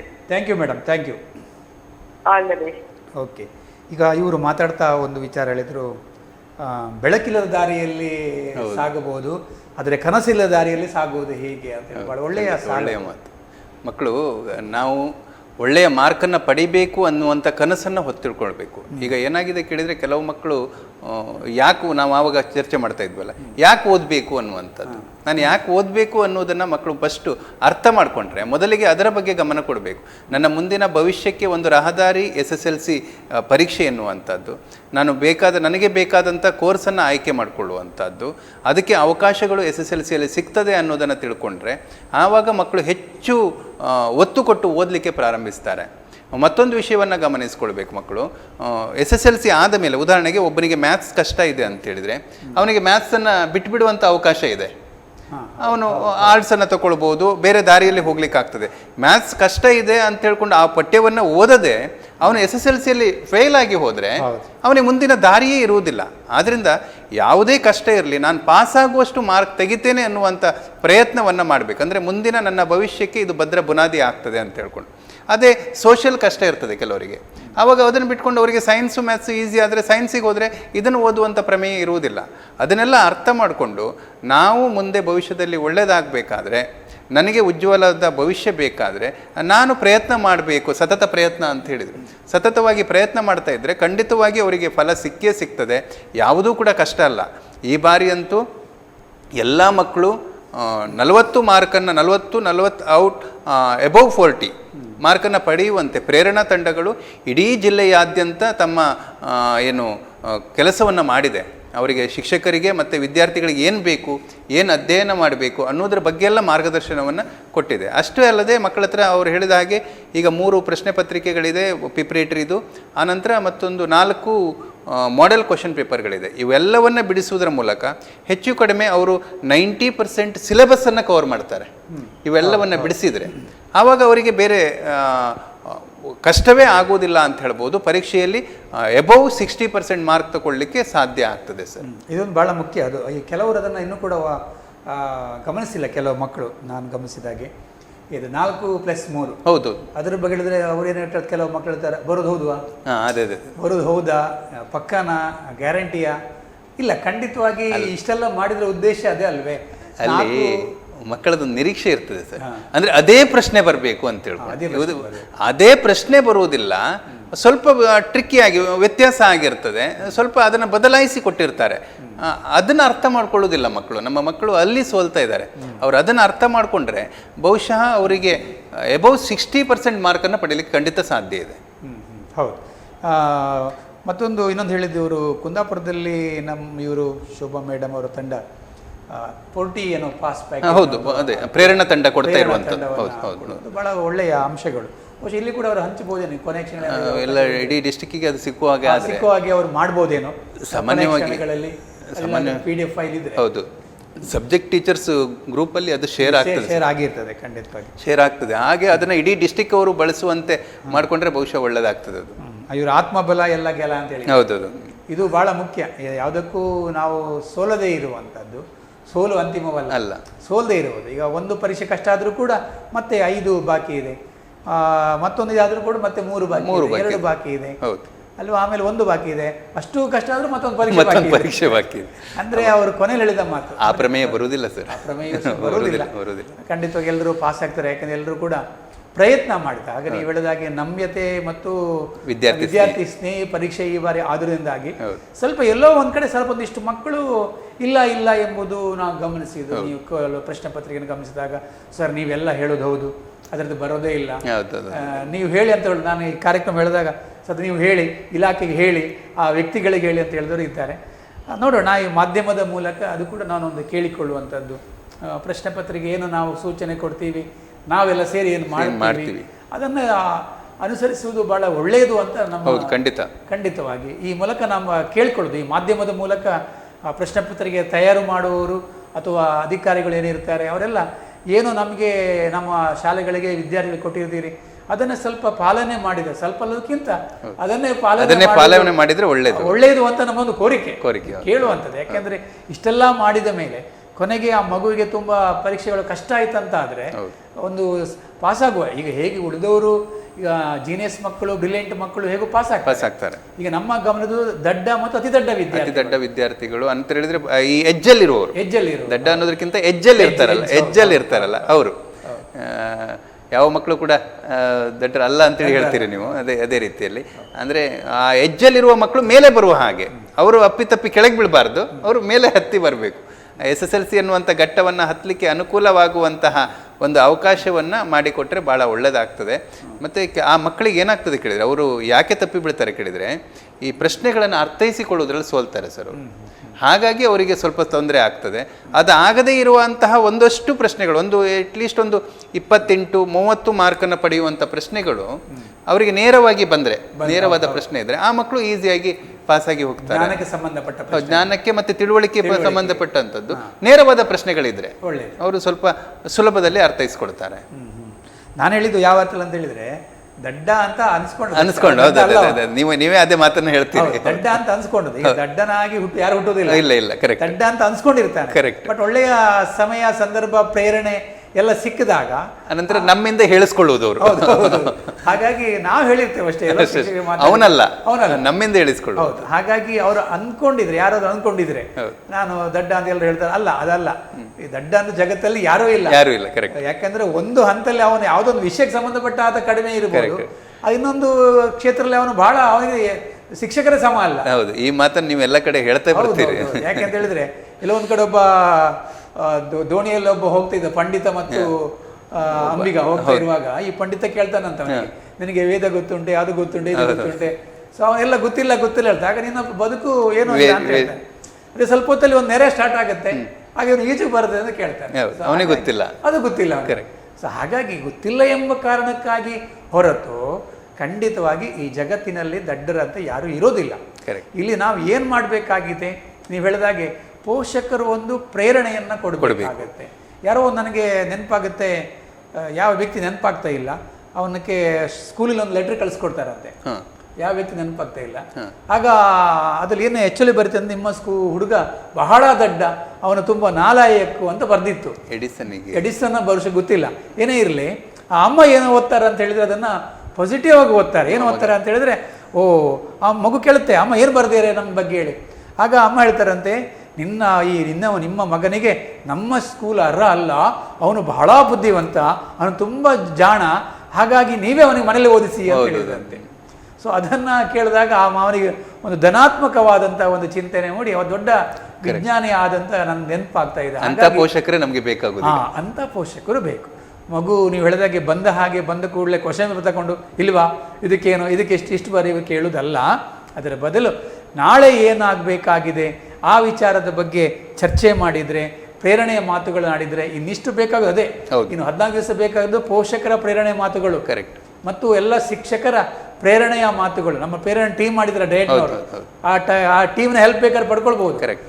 ಯಾಕಂತ ಹೇಳಿದ್ರೆ ಸಾಧ್ಯತೆ. ಯಾಕಂದರೆ ಕೆಲವೊಮ್ಮೆ ಏನಾಗ್ತದೆ, ನಾವು ನಮ್ಮ ಶಾಲೆಯ ಮಕ್ಕಳು ಹೇಳಿದಾಗ ಅಯ್ಯೋ ಇದೇ ಸರ್ ಅಂತ ಅಂದ್ಕೊಂಡಿರ್ತಾರೆ. ಅದೇ ಹೊರ ವ್ಯಕ್ತಿ ಒಂದೊಂದು 20 ನಿಮಿಷ ಒಂದು ಮೋಟಿವೇಶನ್ ಮಾಡಿದರೆ, ಪ್ರೇರಣೆ ಮಾಡಿ ಹೋದರೆ ಒಂದು ಸ್ವಲ್ಪ ಜನ ಚೇಂಜ್ ಆಗೋದ್ರಲ್ಲಿ ಬದಲಾವಣೆ ಖಂಡಿತವಾಗಿ ಆಗ್ತಾರೆ. ಒಟ್ಟು ನಮಗೆ 5 ವಲಯದ ಡಾಕ್ಟರ್ ಯಲ್ಲಮ್ಮ ಅವರು ಉಡುಪಿ ಬಿ ಅವರು, ಶ್ರೀಮತಿ ಗಿರಿಜಮ್ಮ ಕಾರ್ಕಳ, ಶ್ರೀ ನಾಗೇಶ್ ನಾಯ್ಕ್ ಬೈಂದೂರು, ಶ್ರೀಮತಿ ಶೋಭಾ ಶೆಟ್ಟಿ ಕುಂದಾಪುರ, ಹಾಗೂ ಬ್ರಹ್ಮ ಅವರ ಉಮಾಪಿಯವರು, ಶ್ರೀಮತಿ ಉಮಾಪಿಯವರು ಒಟ್ಟು ಆಶಯಗಳು ಏನಾಗಿತ್ತು ಅಂತ ಹೇಳಿದರೆ, ಭಾಳ ಮುಖ್ಯವಾಗಿ ಮೊದಲನೇ ಅವರ ಪ್ರಿಯಾರಿಟಿ ಕೊಟ್ಟದ್ದು ಆರೋಗ್ಯಕ್ಕೆ. ಆರೋಗ್ಯಕ್ಕೆ ಹೆಚ್ಚು ಗಮನ ಕೊಡಿ, ಇದನ್ನು ಗಮನಿಸಿಕೊಳ್ಳಿ ವಿದ್ಯಾರ್ಥಿಗಳೇ. ಎರಡನೆಯದು ಹೊರ ಸಂಚಾರ. ಹೊರ ಸಂಚಾರ ಬೇಡವೇ ಬೇಡ, ಏನಿದ್ರು 2ನೇ ತಾರೀಕು ನಂತರ ನಿಮ್ಮ ಸಂಚಾರ ಇರಲಿ. ಆಮೇಲೆ ತಾಳ್ಮೆಯಿಂದ ಅಲ್ವಾ, ತಾಳ್ಮೆಯಿಂದ ಓದುವಂಥದ್ದು, ಭಾಳ ಖುಷಿಯಿಂದ ಓದುವಂಥದ್ದು. ಆಮೇಲೆ ಆ ಹಬ್ಬ ಅಂತ ಎಣಿಸ್ಕೊಳ್ಳುವಂಥದ್ದು, ಅದು ಭಾಳ ಕಷ್ಟ ಅನ್ಸ್ಬೋದು, ನಾವು ಮಾತಲ್ಲಿ ಹೇಳ್ತೀವಿ. ಆದರೂ ಕಷ್ಟ ಆದರೂ ಕೂಡ ಇಷ್ಟ ಆಗುವ ಹಾಗೆ, ಮತ್ತು ಕಷ್ಟಪಟ್ಟು ಓದದೆ ಇಷ್ಟಪಟ್ಟು ಓದುವಂಥದ್ದು, ನನಗೋಸ್ಕರ ಓದುವಂಥದ್ದು. ನಾನು ಮಾಸ್ಟರ್ಗಾಗಿ ಓದ್ತಾ ಇಲ್ಲ ಅಥವಾ ಪೋಷಕರಿಗಾಗಿ ಓದ್ತಾ ಇಲ್ಲ, ನಾನು ನನಗೋಸ್ಕರ ಓದಬೇಕು ಎಂಬ ಯೋಚನೆ ಮಾಡುವಂಥದ್ದು. ಪ್ರಯತ್ನವನ್ನು ನಿರಂತರವಾಗಿ ಇಟ್ಟುಕೊಳ್ಳುವಂಥದ್ದು. 1ನೇ ಪರೀಕ್ಷೆಯಿಂದ 18ನೇ ತಾರೀಕಿಂದ ಆರಂಭವಾದಂಥ ಪ್ರಯತ್ನ 2ನೇ ತಾರೀಕಿನವರೆಗೂ ಅದೇ ರೀತಿಯ ಪ್ರಯತ್ನ ಇರಬೇಕಾಗತ್ತೆ. ಮತ್ತು ಇನ್ನೊಂದು ಭಾಳ ಅಂತ ಹೇಳಿದ ಕೂಡಲೇ ಈ ಎಕ್ಸಾಮ್ ಹತ್ರ ಬಂದಾಗ 2 ಜಾಸ್ತಿ ಆಗ್ತದೆ. ಒಂದು ನಿದ್ರೆ, ಇನ್ನೊಂದು ಹಸಿವೆ.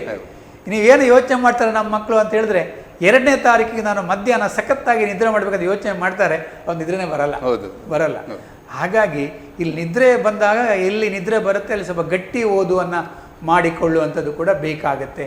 ಮತ್ತು ಬೆಳಗ್ಗೆ ಓದೋದು ಒಳ್ಳೆಯದು, ರಾತ್ರಿ ಓದೋದು ಒಳ್ಳೆಯದು, ನಿಮಗೆ ಬಿಟ್ಟದ್ದು. ಇನ್ನು ಚೇಂಜ್ ಮಾಡೋದು ಬೇಡ. ಹೇಗೆ ಓದ್ತೀರಿ ಹಾಗೇ ಓದಿ. ಅದು ಯಾರೇ ಏನೇ ಹೇಳಿ ಬಂದು ಕೂಡ ಬೆಳಗ್ಗೆ ಓದೋದು ಅದು ಈಗ ಬೇಡ. ಇದೇನಾದರೂ ಕೂಡ ನಿಮ್ಮ ಓದುವ ಅಭ್ಯಾಸ ಹೇಗಿದೆ ಅದನ್ನು ರೂಢಿಸಿಕೊಂಡು ಬಳಸಿಕೊಂಡ್ರೂ ಸಾಕಾಗುತ್ತೆ ಬಹುಶಃ. ಹಾಗಾಗಿ ಈ 5 ವ್ಯಕ್ತಿಗಳಿಗೆ, ನಮ್ಮ ಬಿ ಒ ಮೇಡಮ್ಗಳಿಗೆ ಮತ್ತು ಸರ್ಗಳಿಗೆ, ನಮ್ಮ ಈ ಶಿಕ್ಷಣ ಸೌರಭ ಕಾರ್ಯಕ್ರಮದ ಪರವಾಗಿ ಹೃತ್ಪೂರ್ವಕವಾದಂಥ ಧನ್ಯವಾದವನ್ನು ಹೇಳ್ತಾ ಇದ್ದೀವಿ. ಭಾಳ ಒಳ್ಳೆಯ ಸಲಹೆಯನ್ನು ಕೊಟ್ಟಿದ್ದಾರೆ. ಬಹುಶಃ ಒಂದು ಒಳ್ಳೆಯ ಅವರು ತಮ್ಮ ಸಮಯವನ್ನು ಕೊಟ್ಟದ್ದಕ್ಕೆ ಸಾರ್ಥಕದ ಕ್ಷಣ. ನಮಗೂ ತುಂಬ ಸಂತೋಷ ಆಯಿತು. ಅವರ ಮಾತುಗಳು ಖಂಡಿತವಾಗಿ ನಮ್ಮೆಲ್ಲ ಮಕ್ಕಳಿಗೆ ಅದು ರೀಚ್ ಆಗಿ, ಎಲ್ಲ ಮಕ್ಕಳು ರೀಚಾರ್ಜ್ ಆಗಲಿ. ಹಾಗಾಗಿ ಎಕ್ಸ್ಟ್ರಾ ಚಾರ್ಜ್ ಮಾಡೋದು ಬೇಡ. ಅವರು ಮಾತುಗಳನ್ನು ಕೇಳಿಕೊಂಡು ಕೊನೆದೇನು ಹೇಳಿಕೊಂಡು ಸರ್? ಇಲ್ಲ ಸರ್, ಎಲ್ಲ ಮಕ್ಕಳಿಗೆ ಒಂದು ಒಳ್ಳೆಯ ಶುಭಾಶಯವನ್ನು ನಮ್ಮ ಕ್ಷೇತ್ರ ಶಿಕ್ಷಣಾಧಿಕಾರಿಗಳು ನೀಡಿದ್ದಾರೆ. ಮತ್ತು ಅದೇ ರೀತಿಯಲ್ಲಿ ಕೆಲಸ ಮಾಡ್ತಾ ಇದ್ದಾರೆ. ಅವರೆಲ್ಲರೂ ಕೂಡ ಅದೇ ರೀತಿಯಲ್ಲಿ ಕೆಲಸ ಮಾಡ್ತಾ ಇದ್ದಾರೆ. ನಮ್ಮ ಈ ಕಾರ್ಯಕ್ರಮಕ್ಕೆ ಬಂದಿದ್ದಕ್ಕೆ ಅವರಿಗೆ ಪ್ರೀತಿಯ ನಮಸ್ಕಾರಗಳನ್ನು ಸಲ್ಲಿಸುತ್ತಾ ಅವರ ಶುಭ ಹಾರೈಕೆಯನ್ನು ನಮ್ಮೆಲ್ಲ ವಿದ್ಯಾರ್ಥಿಗಳು ಒಂದು ಉತ್ತೇಜಕವಾಗಿ ತೆಗೆದುಕೊಳ್ಳಿ ಅಂತ ಹೇಳೋಣ ಸರ್. ಬಹುಶಃ ಅದಕ್ಕೆ ಪರೀಕ್ಷೆಗೆ ನುಡಿ ತೋರೋಣ ಅಂತ ಹೇಳುತ್ತಾ, ನಿಮಗೂ ಕೂಡ ನಮ್ಮ ಈ ಕಾರ್ಯಕ್ರಮಕ್ಕೆ ಬಂದು ನಿಮ್ಮ ಅನುಭವಗಳನ್ನು ಹಂಚಿಕೊಂಡದಕ್ಕೆ ಧನ್ಯವಾದ ಹೇಳ್ತಾ ಇದ್ದೀನಿ ಸರ್. ಇದರೊಂದಿಗೆ ಈ ವಾರದ ಕಾರ್ಯಕ್ರಮ ಮುಗಿಸ್ತಾ ಇದ್ದೀವಿ. ಮತ್ತೆ ಭೇಟಿಯಾಗೋಣ. ಅಲ್ಲಿವರೆಗೆ ನಮಸ್ಕಾರ.